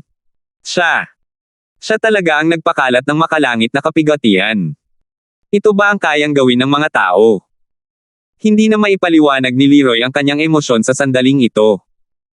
Sa sandaling ito, tila nakalimutan ng lahat na ang lugar na ito ay isang larangan ng digmaan. Ang lugar kung saan daan-daang libong tao ang nagtitipon ay talagang tahimik na parang kamatayan. Pinapakalat ni Mateo ang makalangit na kapigatian gamit ang isang palad. Ang biswal na epekto na dulot nito sa kanila ay talagang napakatindi. Si Marduk ay nanatili na sa makalangit na kapigatian dati. Alam niya kung gaano kalakas ang makalangit na kapigatian ni Mateo. Ang ikaapat na makalangit na kapighatyang ito ay talagang may kapangyarihang lipulin ang isang eksperto sa first level divine traversing. Ngunit ang gayong nakapangangilabot na makalangit na kapigatian ay direktang pinalaganap ni Mateo. Sa kasalukuyan, sa isang tagong lugar sa labas ng larangan ng digmaan, si Stanley at ang iba pa ay kasalukuyang palihim na nagmamasid sa lahat ng bagay sa larangan ng digmaan. Tumigil na ang labanan. Daan-daang libong tao ang nanunood kay Mateo na mag-isang pumapasok sa Soul Sea Realm. Ang napakalaking larangan ng digmaan ay naging individual na entablado ng pagtatanghal ni Mateo. Dahil dito, ang iilang taong bumalik upang sumagip ay nakaramdam ng kaunting kalabisan. Ang ekspertong Divine Traversing Realm na iyon ay talagang kinaladkad ni Mr. Crosswell patungo sa makalangit na kapigatian, nasugatan ng una at naging sanhi ng pagbaba ng kanyang lakas sa first level Divine Traversing Realm mula sa third level. Ang ganitong kakilakilabot na ikaapat na makalangit na kapigatian ay talagang ikinalat sa isang palad ni Mr. Crosswell. Para saan sila bumalik? Marahil ay para masaksihan ang isang himala. Oo. Malamang hindi na nila makikita ang ganito kagandang gawa sa buhay na ito. Hahaha. Sinabi ko na nga ba na siguradong magiging maayos si Mr. Crosswell. Pinigilan ni Stanley ang kanyang boses at sinabing may malaking tawa. Hindi mo sinabi kanina. Walang pag-aalinlangang ibinunyag ito ni Zenan. Oo. Kung sasabihin ko, tayong mga taong ito ay parang mga taong puno ng pangambang babagsak ang langit. Napakalakas ni Ginoong Croswell. Paano nangyari ang isang bagay? Kalimutan mo na ang Divine Traversing Realm, kahit na ito ay isang boundless realm, tiyak na magiging maayos din siya. Sabi ni Cedric. Nang masaksihan ang eksena kung saan pinapawi ni Mateo ang mga ulap ng kapigatian, ang pag-idolo ng lahat kay Mateo ay umabot na sa isang bulag na antas. Hindi rin naman sila masisisi nito. Tunay ngang ang mga ginawa ni Mateo ay nagparamdam sa mga tao na ito ay masyadong pantasya. Hindi ito ang kayang gawin ng isang ordinaryong tao. Bago ka pa dumating, kumihilik ka na, walang emosyong singit muli ni Zenan. Hindi dapat tingnan si Zenan bilang isang taong hindi anong nagsasalita. Ang matalas na kasanayan sa dila na ito ay hindi isang ordinaryong uri ng malakas. Bukod pa rito, ito ay maikli at maigsi, kaya hindi ka maaaring tumanggi. Pero walang pakialam si Cedric habang sinasabing, haha. Basta ayos lang si Mr. Croswell, kahit mabulag ako sa pag-iyak, ayos lang. Ngayong naipakalat na niya ang mga ulap ng Tribulation, dapat ay kayanan niyang makalusot sa Soul Sea Realm, di ba? Hindi, sandali. Tingnan ninyo. Tila nagsama-sama na naman ang mga nagkalat na ulap ng kapigatian. Isa pa, sa pagkakataong ito. Tila. Napakalakas. Biglang sabi ni Guo Taochun. Nabahala ang lahat sa loob-loob at dali-daling tumingin sa direksyon ni Mateo. Sa katunayan, natuklasan nila na ang mga ulap ng kapigatian na nagkalat ay muling nagsama-sama. Bukod pa rito, sa pagkakataong ito, lahat sila ay parang naguguluhang pinaghihiwalay ng isang buong larangan ng digmaan.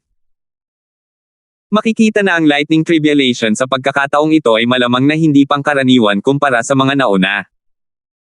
Nang makita ni Marduk ang eksenang ito, hindi niya napigil ang humagalpak ng tawa, hahaha.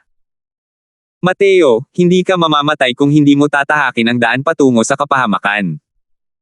Sino ang nag-utos sa iyong maging mapang-api? Ang maging mayabang. Hindi ba't napakagaling mo? Hindi mo ba napangalat ang mga ulap ng tribulation?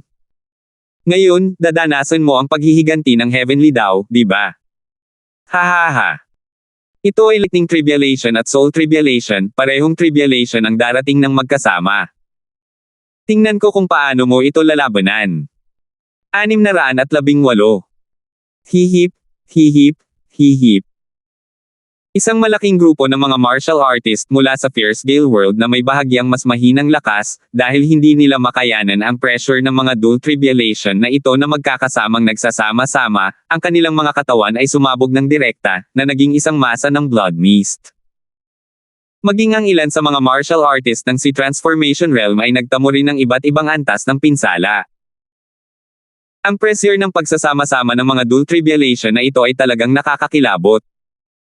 Nang makita ni Mateo ang eksenang ito, naging seryoso rin ang kanyang ekspresyon. Kahit na magkasabay ang dalawang paghihirap na ito, talagang lumampas ito sa inaasahan ni Mateo. Kanina lang, matapos ikalat ang mga ulap ng tribulations gamit ang isang palad, biglang naramdaman ni Mateo na hindi na mapipigilan ang kanyang banal na kaluluwa. Talagang makakarating ito sa Alchemy King Realm. Putok, putok, putok. Sa kalangitan, kumidlat at dumagundong ang kulog. Parang hinihila ang pana ngunit hindi pinapakawalan ang palaso. Ang sitwasyong iyon mismo ang lalong nagparamdam sa mga tao na sila ay nahirapan. Mateo, inaamin kong isa kang henyo. Pero ang iyong henyo ay nakapagdulot na ng inggit sa mga nasa langit. Lightning at Soul Dual Tribulation. Tingnan ko kung paano mo malalampasan ang mga ito. Tuwang-tuwa si Marduk sa tabi.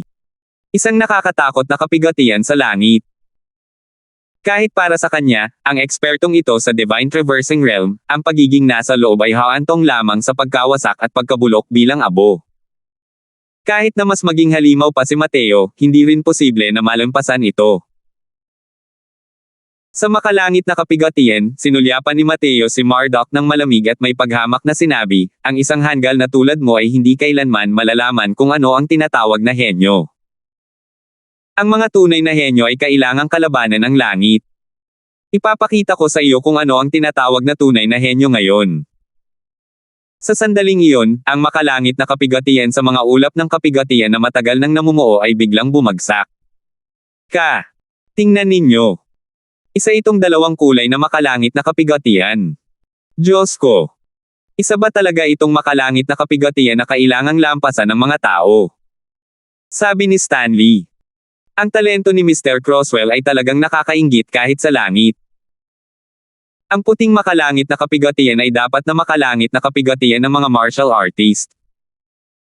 Ang lilang makalangit na kapigatian ay dapat na makalangit na kapigatian ng banal na kaluluwa. Pakiramdam ko pangay kumakabog ang puso ko rito. Tiyak na malalampasan ni Mr. Crosswell ang mga kapigatian ng matagumpay. Sabi ni Cedric. Paano siya maaaring mabaygo? Tanong ni Zinan. Sa pagkakataong iyon, bumagsak ang dalawang kulay na makalangit na kapigatian.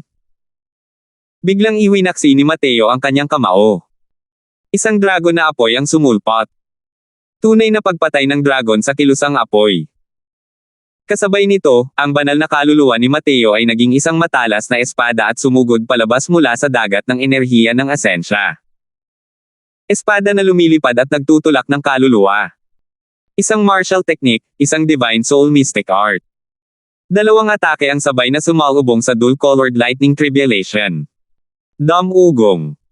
Isang napakalaking kinang ang sumikat. Ang atake ni Mateo at ang dual-colored heavenly tribulation ay marahas na nagbanggaan. Isang napakalaking alon ng hangin ang gumapang palabas, tinatangay ang mga martial artist ng Fierce Gale World na umatras na ng napakalayo. Nakatayo si Mateo sa gitna ng bagyong ito nang hindi tumitigil, parang isang laging matagumpay na Diyos. Walang kahit kaunting pag-aalinlangan si Mateo habang nilulunok niya muli ang isang tumpok ng mga gamot. Napakalakas ng kapangyarihan ng makalangit na kapighatsang ito. Kinailangan niyang magsumikap ng buong lakas at hindi nang ahas na magpigil kahit kaunti. Hindi niya alam kung gaano katagal niya kayang tiisin ang ganitong klase ng mga pag-atake. Pero alam ni Mateo na kung titiisin niya ng pasibo ang dual tribulation, maging ito man ay katawan o banal na kaluluwa, tiyak na magdurusa siya ng husto. Kung ganoon, kahit malampasan niya ang parehong paghihirap, malamang ay wala rin siyang kakayahang harapin ang Marduk na nakatitig na parang isang gutom na tigre. Putok! Putok! Dumagundong ang isa pang dalawang kidlat na may dalawang kulay na kidlat. Muling ikinuyom ni Mateo ang kanyang mga kamao. Sabay na pinakawalan ang dalawang flame movement through Dragon Carnages at soul-driving flying swords, na muling nagpawalang bisa sa dalawang kidlat na may dalawang kulay. Ang presyon ng mga ulap ng kapigatian sa kalangitan ay lalong tumataas. Tila galit na galit ito at tila kinukutya ang labis na pagpapahalaga ni Mateo sa sarili niyang kakayahan. Sa pagkakataong ito, 5 kidlat ng dalawang kulay na makalangit na kapigatian ang sabay na bumagsak. Kahit ang Marduk na nasa labas ng makalangit na kapigatian ay nakaramdam ng kaunting kawalan ng kakayahang makayanan ang pressure na ito at umatras ng napakalayo kasama si Leroy. Sus Mariosep. Tio Marduk, sa tingin mo ba ay? Nabigla si Leroy sa bangis ni Mateo. Noong una, inakala niyang hindi kayang malampasan ni Mateo ang ganitong uri ng dual-colored lightning tribulation. Dahil lumampas lang iyon sa hangganan ng lakas ng tao. Ang kapangyarihan ng ikalimang makalangit na kapigatian, sa lohikal na pagsasalita, ay imposibleng malampasan ito ng mga martial artist ng Soul Sea Realm, lalo na't dagdagan pa ng isang soul tribulation na mas mahirap harapin. Sa totoo lang, ang mga paghihirap ng kaluluwa ay mas mahirap pang malampasan kaysa sa mga paghihirap ng kidlat. Bukod pa rito, ang paghihirap ng kaluluwang ito ni Mateo ay mas kakaiba pa. Ang mga paghihirap ng kaluluwa ay direktang nakakaapekto sa banal na kaluluwa. Ang pinakamahinang bahagi ng mga martial artist ay ang banal na kaluluwa. Para sa karamihan ng mga alchemist, bukod sa pilit na paglaban sa soul tribulation, wala na silang ibang paraan. Sino ang mag-aakala na si Mateo ay mayroon pa ring kahangahangang divine soul mystic art na kayang harapin ang mga soul tribulation? Halos walang kahit kaunting dead angle ang Mateo na ito mula ulo hanggang paa. Malakas lang talaga siya hanggang sa mawalan ng pag-asa ang mga tao. Ang mabuhay sa iisang panahon kasama ang isang henyo na tulad nito ay tila nakatadhana na maging isang trahedya. Sa sandaling ito, sa wakas ay naunawaan ni Leroy na kahit anong uri ng landas ang tahakin niya. Hindi siya magpakailanman magiging katapat ni Mateo. Maliban na lang, hindi alam kung si Zhao Chenga na inalagaan at pinuprotektahan ni Zhao Tianyin ay makakahadlang sa landas ng paglaki ni Mateo. Imposible. Tingnan mo ang mga ulap ng kapigatian sa langit. Ang kay-abangan ni Mateo ay lubos nang nagpagalit sa Heavenly daw. Huwag mong tingnan ang pagiging arrogant niya ngayon, habang papalayo ang kapighatyang ito sa langit, mas malaki ang kapangyarihan at siksik. Hindi niya ito malalampasan. Sabi ni Marduk. Tunay nga, tulad ng hinulaang ni Marduk, ang mga makalangit na kapigatian na bumababa mula sa loob ng mga ulap ng kapigatian ay lalong naging mas siksik, na halos hindi nabigyan si Mateo ng kahit kaunting pagkakataon na makahinga ng maluwag. Ang martial technique ni Mateo ay pinakawalan na parang mga patak ng ulan, bumangga sa mga makakapal na makalangit na kapigatian. Kahit hindi naniniwala si Marduk na kayang malampasan ni Mateo ang mga dull-colored lightning tribulations na ito, namangha pa rin siya sa eksenang ito sa harap ng kanyang mga mata. Ang laki ba ng ganitong uri ng mga pag-atake ay tunay na pinakawalan ng isang martial artist ng si Transformation Realm na kasalukuyang lumalampas sa tribulation. Sa isang kisap mata, mahigit kalahati ng 81 na kidlat na tribulation, ay lumipas na. Mabilis na nauubos ang essence energy at soul force ni Mateo. Napakabilis ng pagkonsumo. Kahit na nakalunok si Mateo ng maraming gamot, nakakaramdam pa rin siya ng matinding pagod. Mas nakakapangilabot pa rito ay ang paggamit ng puwersa ng kaluluwa ay mas malaki kaysa sa paggamit ng enerhiya ng asensya. Kung magpapatuloy ito, kapag ang banal na kaluluwa ay nakatanggap ng pinsala, ito ay magiging isang napakahirap na bagay. Hindi rin inaasahan ni Mateo na ang soul tribulation ang magiging pinakamalaking hadlang na pumipigil sa kanya na malampasan ang tribulation ngayon. Hahaha. Ano ba yung sinabi ko? Kita mo, ang paraan niya ng paglampas sa tribulation ay walang pinagkaiba sa pagsuyo ng kamatayan. Tingnan mo, malapit nang maubos ang soul force niya. Kapag direktang natama ng lilang kidlat ang banal niyang kaluluwa, iyon na ang oras na mamamatay siya at maglalaho ang daw niya. Sabi ni Marduk na may nakakapangilabot ng ngiti. Hey, si Tio Marduk pa rin ang kahanga-hanga. Umabot na sa pinakamababa ang soul force ni Mateo. Pero sa likuran, mayroon pa ring mahigit 12 bolts ng Purple Soul Tribulations. Mas malakas pa ang huling dosenang over Purple Soul Tribulations na ito. 7 hanggang 8 bolts lang ang kaya niyang tiisin. Yung ilang bolts ng soul tribulation sa likuran, hindi niya kayang malampasan kahit anong mangyari. Mukhang kinakabahan din si Leroy. Sa oras na ito, ang pananabik sa mga mukha ni na Stanley at ng iba pa ay matagal nang napalitan ng katamtaman. Kahit na napakalayo nila sa isa't isa, nararamdaman din nila na hindi tama si Mateo. Sa ganitong katindi at matinding pagpapatupad ng mga teknik sa pakikipaglaban, kahit na ang enerhiya ng asensya ni Mateo ay isang walang hanggang hukay, dapat ay nakikita na rin nito ang kailaliman sa oras na ito. Sa ilalim ng makalangit na kapigatian, ang aura ni Mateo ay walang humpay na nababawasan. Napakalinaw, ang paglampas sa kapigatian ay naabot na ang kritikal na yugto.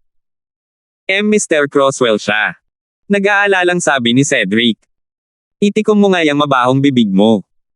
Napakalalim ng kapalaran ni Mr. Crosswell. Paano niya hindi magagawang malampasan ang makalangit na kapigatian ng Soul Sea Realm? Saway ni Stanley. 619. Power.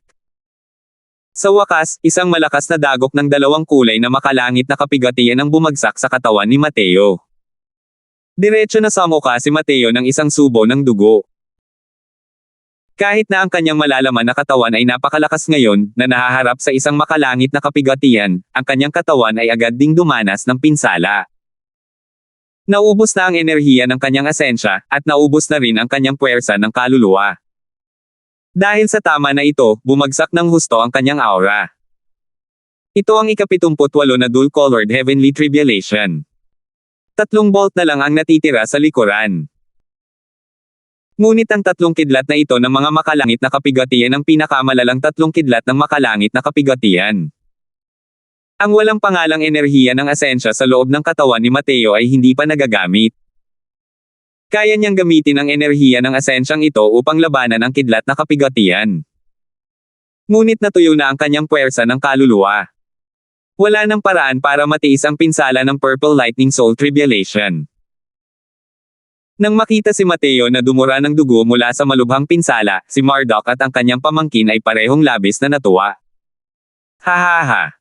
Mateo, hindi ba't sinabi mo kanina na tingnan natin ang tinatawag na isang tunay na henyo? Kung mayroon kang mga kakayahan, lampasan mo ang kapighatyang ito ng kidlat para makita namin. Ang iyong enerhiya ng asensya at puwersa ng kaluluwa ay parehong naubos na ng buo. Kahit na 3 bolts na lang ng makalangit na kapigatian ang natitira, ang 3 bolts na ito ng makalangit na kapigatian ang siyang makalangit na kapigatian na aangkin sa iyong buhay. Hahaha. Tuwang-tuwa si Marduk. Bago ito, hindi rin niya alam kung saan nakasalalay ang limitasyon ni Mateo. Malinaw niyang nakita na naubos na ang enerhiya ng asensya ni Mateo, ngunit nagtiyaga pa rin si Mateo ng napakatagal. Nagdulot ito sa kanya ng labis na pagkalito. Hanggang sa dumura si Mateo ng dugo mula sa matinding pinsala, sa wakas ay nakumpirma niya na hindi na makakarating si Mateo. Naniniwala si Marduk na ang espiritu at pisikal na lakas ni Mateo sa oras na ito ay umabot na sa hangganan. Kung sisirain niya ang kumpiyansa ni Mateo sa pamamagitan ng mga salita, mas malamang na hindi malalampasan ni Mateo ang 2 kulay na makalangit na kapighatyang ito. Oo. Kung gusto mong patunayan na isa kang henyo, lampasan mo ang huling 3 pagsubok na ito. Gusto ko talagang makita ang pagsilang ng isang walang kapantay na henyo. Hay! Isang walang kapantay na henyo na namatay nang wala sa oras. Sayang naman. Hahaha. Nakuha ni Leroy ang pahiwatig at nagsalita rin. Maliban na lang, ang mga natamo ni Mateo sa Heart Realm ay mas mataas kaysa sa kanila, alam ng Diyos, kung gaano kalaki. Paano kaya mayayanig ang kumpiyansa ni Mateo dahil sa kanilang mga verbal na pag-atake? Nag-aalab din sa pagkabalisa si Mateo ngayon. Desperado niyang ginagamit ang kanyang banal na kaluluwa para makipag-ugnayan sa mga ginintoang salitang iyon at sa itim na butil, ngunit wala itong anumang reaksyon. Kak! Ang ika-79 na pag-ulan ng makalangit na kapigatian ay nagdala ng labis na nakapangangilabot na presyon at bumagsak. Nagngingit-ngit si Mateo at tinipon ang walang pangalang enerhiya ng asensya. Isang suntok mula sa flame movement through Dragon Carnage ang muling pinakawalan. Matagumpay na na-neutralize ng atake ni Mateo ang White Lightning Tribulation. Ngunit hindi pinansin ng Purple Lightning Tribulation ang kanyang atake at direktang binomba ang kanyang Divine Soul. Power!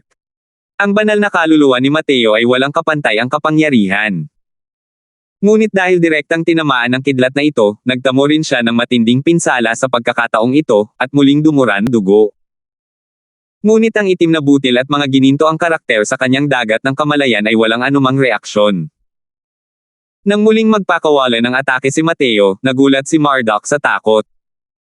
Malinaw na naubos na ang essence energy ni Mateo. Saan niya nakuha ang essence energy para gamitin ang mga martial techniques? Instant cast martial technique. Ngayon lang, instant cast martial technique yan. Tio Marduk, natalo ako ng instant cast martial technique niya kanina. Siguradong may iba pang magagandang katangian ang Mateo na ito na kayang makamit ang instant cast martial technique. Biglang sigaw ni Leroy. Bahagyang nalungkot ang mukha ni Marduk. Paanong hindi niya napansin ang instant cast martial technique ni Mateo kanina? Hindi niya akalain na sa oras na ito, may mga baraha pa rin si Mateo. Relax ka lang. Talagang wala na siyang kaalam-alam sa Divine Soul Defense. Sa kasalukuyang sitwasyon, talagang hindi niya kayang malampasan ang huling 2 kidlat. Kahit na makaligtas pa siya, malubha rin ang kanyang mga pinsala. Sa oras na iyon, oras na ng kanyang kamatayan. Sabi ni Marduk. Sa mismong oras na ito, sa wakas ay bumagsak ang ika-80 na pag-ulan ng makalangit na kapigatian. Nahirapan si Mateo na gumapang pataas. Habang tumangala sa langit at umungol ng matagal, isang suntok ang muling dumagundong. Damugong. Ang lilang kidlat na kapigatian ay sumabog sa kanyang banal na kaluluwa ng walang anumang pag-aalinlangan, na nagpatong-patong sa kanyang mga pinsala. Ang banal na kaluluwa ni Mateo ay tuluyang nanghina sa oras na ito. Nagtamo na ito ng matinding pinsala. Dahil sa kanyang mga pinsala ngayon, imposibleng malampasan niya ang huling pag-atake ng 2 kulay na kapigatian sa langit. Pagkatapos ng ika-80 pagputok ng makalangit na kapigatian, ang huling pagputok ng 2 kulay na makalangit na kapigatian ay hindi agad bumagsak. Tila medyo lumapot muli ang mga ulap ng kapigatian sa kalangitan. Naghahanda ito ng mas malakas na kapigatian sa langit. Swoosh! Sus Mariosep! Susugod sana si Cedric kay Mateo para sa isang suntok ngunit pinigilan siya ni Stanley. Anong ginagawa mo? Galit na tanong ni Stanley. Ililigtas ko si Ginoong Croswell. Ang buhay kong ito ay ibinigay ni Ginoong Croswell. Kahit mamatay ako, kailangan ko rin siyang iligtas. Halos maiyak na sabi ni Cedric. Bigla. Diretsong sinampal siya ni Stanley at galit na sinabi, hanggal ka. Kung aalis ka, hindi mo lang matutulungan si Mr. Croswell, mas lalo mo pa siyang mapapahirapan. Hindi mahalaga kung mamatay ka. Paano kung hindi ka mamatay? May eksperto sa Divine Traversing Realm doon. Kung pupunta ka roon, madapa at mahuli, hindi ba't magiging pasanin ka ni Mr. Croswell? Natigilan si Cedric at napaiyak, ano ang gagawin natin? Hindi natin pwedeng panoorin na lang si Mr. Croswell na patayin nila, di ba? Maghintay ka pa. Alam ko ang ugali ni Brother Croswell. Hindi niya basta-basta aaminin ang pagkatalo. Marahil ay mayroon pa ring pagbabago. Tungkol sa makalangit na kapigatian, maaari lamang siyang umasa sa kanyang sarili. Walang saysay kahit na malampasan natin ito. Maghintay hanggang sa malampasan ni Brother Croswell ang makalangit na kapigatian. Sasama tayong Seisalakay. Sa oras na ito, ang Yin Yanhua na hindi nagsalita sa buong oras ay nagbuka ng kanyang bibig. Kung titingnan ang kasalukuyang sitwasyon, kahit na malampasan ni Mateo ang makalangit na kapigatian, tiyak na malubha rin ang kanyang masasaktan. Sa oras na iyon, talagang kailangan niya ang tulong nila. Kahit na sandali lang ay naantala nito ang isang eksperto sa Divine Traversing Realm, sulit pa rin ang kanilang ibinayad. Malala ang mga pinsala ni Mateo ng mga oras na iyon. Sobrang tindi nito hanggang sa hindi na niya magawang tumayo. Ilang beses siyang sumubok ng sunod-sunod at hindi gumapang pataas. Kaya na nagkaroon ako ng panibagong sigla at hindi ko na talaga kayang malampasan ang makalangit na kapigatian ng Soul Sea Realm. Hindi. Hindi ako sumusuko. Sigaw ni Mateo sa kanyang puso. Sa kanyang nakaraang buhay, gumawa siya ng mabubuting gawa sa loob ng daan-daang taon. Sa huli, ang kapalit nito ay ang pagkawasak at ang kanyang daw ay naglaho. Dahil nabuhay muli sa buhay na ito, matagal nang determinado si Mateo na kalabanan ang langit. Ngayon, ito ang unang pagkakataon na tatayo siya sa harap ng Heavenly Daw at hahamonin ito. Muntik na. Huling piraso na lang ang natitira. Ang huling kapigatian ng kidlat lamang. ARGHHH. Umungol si Mateo at ginamit ang lahat ng lakas ng kanyang katawan para makatayo. Itinuro ang kanyang daliri sa langit at sinabi, tampalasan na langit. Dalhin mo na. Kung matapang ka, suntukin mo ako hanggang mamatay. Tila sumasagot sa mga salita ni Mateo, sa wakas, ang ika-81 na pag-ulan ng makalangit na kapigatian na matagal nang nagbabadya ay tuluyang bumagsak. Dragang paikot-ikot. Langit. Mapang wasak. Palma. Ginamit ni Mateo ang huling lakas niya at pinakawalan ang kanyang huling suntok. Isa rin itong atake na naglalaman ng kanyang puot, isang atake na humahamon sa Heavenly Daw. Ang Coiling Dragon Heaven Devastating Palm na ito ay nakapasok sa kanyang katawan. Ito ay mas malakas kaysa sa alinman sa kanyang mga palad noon. Ang asul na dragon ay may dalang malungkot at puno ng sama ng loob na ungol habang tumatakbo ito patungo sa kalawakan. Para bang ito ang ungol sa puso ni Mateo. Direktang winasak ng Coiling Dragon Heaven Devastating Palm ang huling pag-atake ng langit ng kapigatian, at pagkatapos ay diretso itong sumugod sa kalangitan, sumugod patungo sa mga ulap ng kapigatian. Damugong. Ang makapal na ulap ng kapigatian ay muling napalano ni Mateo. Gayunpaman, ang ataking ito ni Mateo ay hindi pa rin napigilan ang pagbagsak ng lilang kidlat. 620. Ang lilang kidlat na tribulation ay bumagsak mismo sa katawan ni Mateo ng ganito. Matapos tamaan ng soul tribulation, naparalisa ang buong katawan ni Mateo at hindi makagalaw. Nang makita ang eksenang ito, tumawa ng malakas si Marduk at sinabing, Mateo, ano ngayon kahit malampasan mo pa ang makalangit na kapigatian? Hindi ka pa rin ba mamamatay sa mga kamay ko? Sok-sok? malampasan mo pa ang dalawang kulay na kapigatian ng kidlat. Pinatunayan mo sa amin na isa kang tunay na henyo. Ano ngayon? Mas lalo akong nagpapasalamat na makapatay ng isang tunay na henyo. Hahaha. Taglay ang kidlat na kulay lila, kahit humihinga pa si Mateo, imposible nang lumaban pa. Natural siyang naging isda sa chopping board dahil nasa awa siya ni Marduk. Mga kapatid, sumugod kayo. Sumigaw si Stanley. Ang mga taong bumalik ay sumugod ng walang pag-aalinlangan, at pinatay ang dakilang hukbo ng Fierce Gale World. Sandali, napuno ng mga sigaw ng digmaan ang kapaligiran. Nang makita ni Marduk ang eksenang ito, tumingin siya ng may pag-aalinlangan, hindi ko masabi na may kakayahan ka pa ring makuha ang puso ng mga tao. Namatay na ang mga basurang ito. Para iligtas ka, bumalik pa sila. Pero gaano kalaki ang alon na kayang ihalo ng maliliit na fries na ito? Mariin na nakapikit si Mateo. Wala siyang balak na tumugon kay Marduk.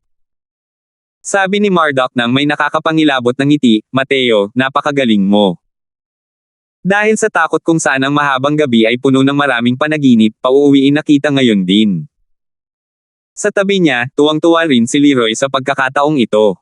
Sa wakas ay mapapatay na niya si Mateo. Pagkatapos ng araw na ito, wala nang haarang sa harap niya. Tiyo Marduk, bilasan mo. Pagmamakaawa ni Leroy. Tumanggaw si Marduk at gagawa na sana ng paraan para labanan si Mateo. Sa sandaling iyon, isang guhit ng puting liwanag ang lumitaw mula sa manipis na hangin sa harap ni Mateo at biglang inatake si Marduk. Masyadong biglaan ang eksenang ito. Hindi lahat ay nakapag-react agad. Naghahangad ng kamatayan. Nagbago ang ekspresyon ni Marduk, at nagiba siya ng direksyon sa huling minuto para atakihin ang guhit ng puting liwanag na iyon. Masyadong mabilis ang bahid ng puting liwanag na iyon. Napakabilis nito kaya't hindi pa ganap na nahuhubog ang martial technique ni Marduk at dumating na sa harap niya ang white light. Putok. Diretso na natamba si Marduk habang lumilipad palabas. Nang magpumilit siyang tumayo ay saka lamang niya natuklasan na ang guhit ng puting liwanag na iyon ay isa palang puting tigre. Sino kaya ito kundi ang puting liwanag? Ang kasalukuyang white light ay hindi na isang maliit na kuting noon, ngunit tunay na siyang naging isang puting tigre.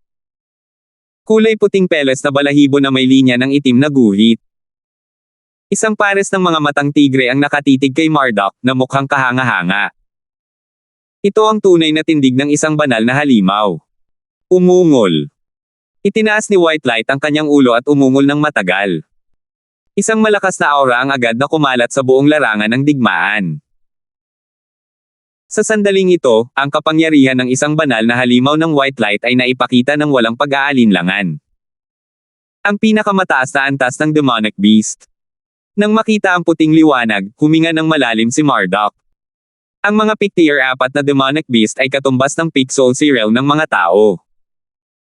At kung titingnan ang atakeng iyon kanina, malamang na hindi niya kayang abutin ang opensibong lakas ng puting tigreng ito. Ang pinakakasuklam-suklam na bagay ay ang bilis ng lalaking ito. Naramdaman na lang ni Marduk na lumabo ang kanyang paningin ngayon at dumating na ang puting liwanag sa kanyang harapan. Sa sobrang bilis, hindi man lang tumama ang mga atake niya. Mayroon pa rin palang ganoon kademonyo na halimaw na lumalaban sa langit na nabubuhay sa paligid ni Mateo. Ang mga peak tier 4 na demonic beast ay napakabihirang makita sa mga teritoryo ng tao. Nasa loob lamang sila ng Endless Forest. Kailangang malaman ng isa na kapag ang mga peak tier 4 na demonic beast ay nakaabot ng isa pang hakbang, kaya na nilang malampasan ang tribulation at magkaroon ng anyo. Kahit na ang puting tigreng ito sa harap niya ay peak tier 4 lamang, kaya pa rin itong makipaglaban sa kanya.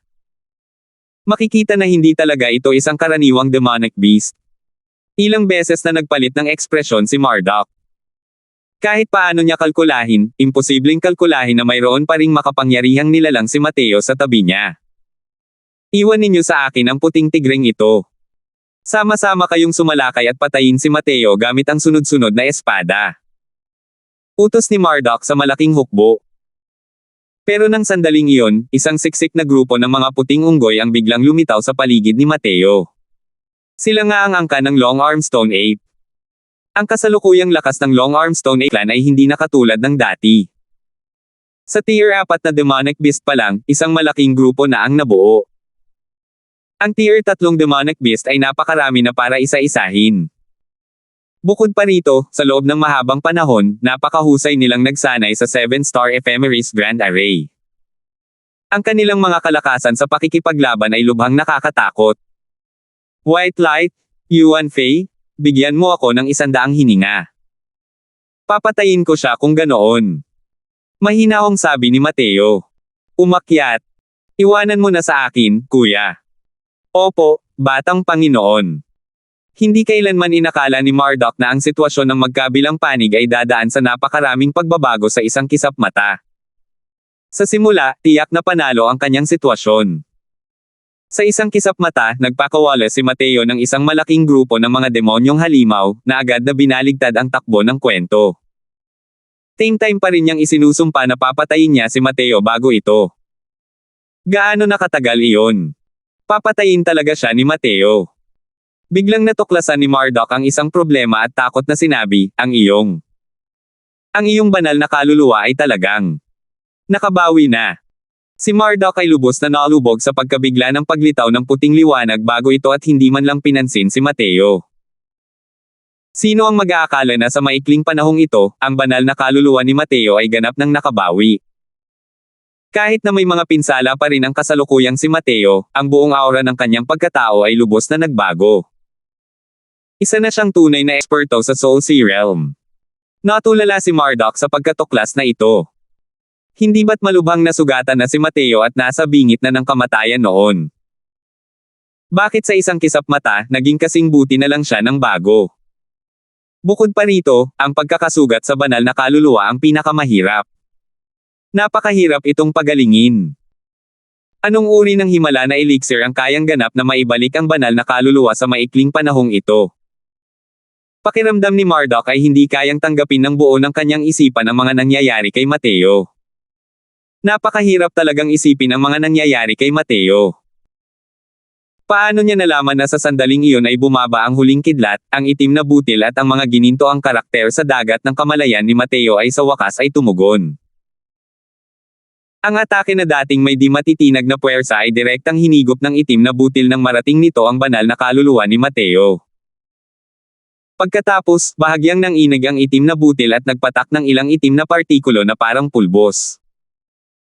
Dala ng mga gininto ang karakter ang ilang butil ng itim na pulbos at sinimulang gamutin ang banal na kaluluwa ni Mateo.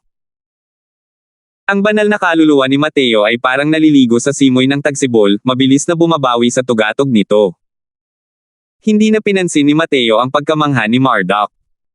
Umupo siya agad, pinagtibay ang kanyang cultivation realm gamit ang lahat ng kanyang lakas. Bilang resulta ng binyag ng makalangit na kapigatian, mabilis na lumawak ang essence energy sea ni Mateo. Sa wakas ay nabuo ito ng isang essence energy sea na may sukat na 3,000 talampakan. Nang makita ni Marduk ang eksenang ito, ang ekspresyon sa kanyang mukha ay naging lubhang kaakit-akit. Sa sandaling ito, iisa lang ang salita sa isip niya, at iyon ay tumakbo. Iwinaksi ni Marduk ang kanyang manggas at isinama si Leroy, gustong tumakas. Gayunpaman, nakarating na si White Light sa peak tier 4. Ang bilis niya ay hindi kapani-paniwalang mabilis.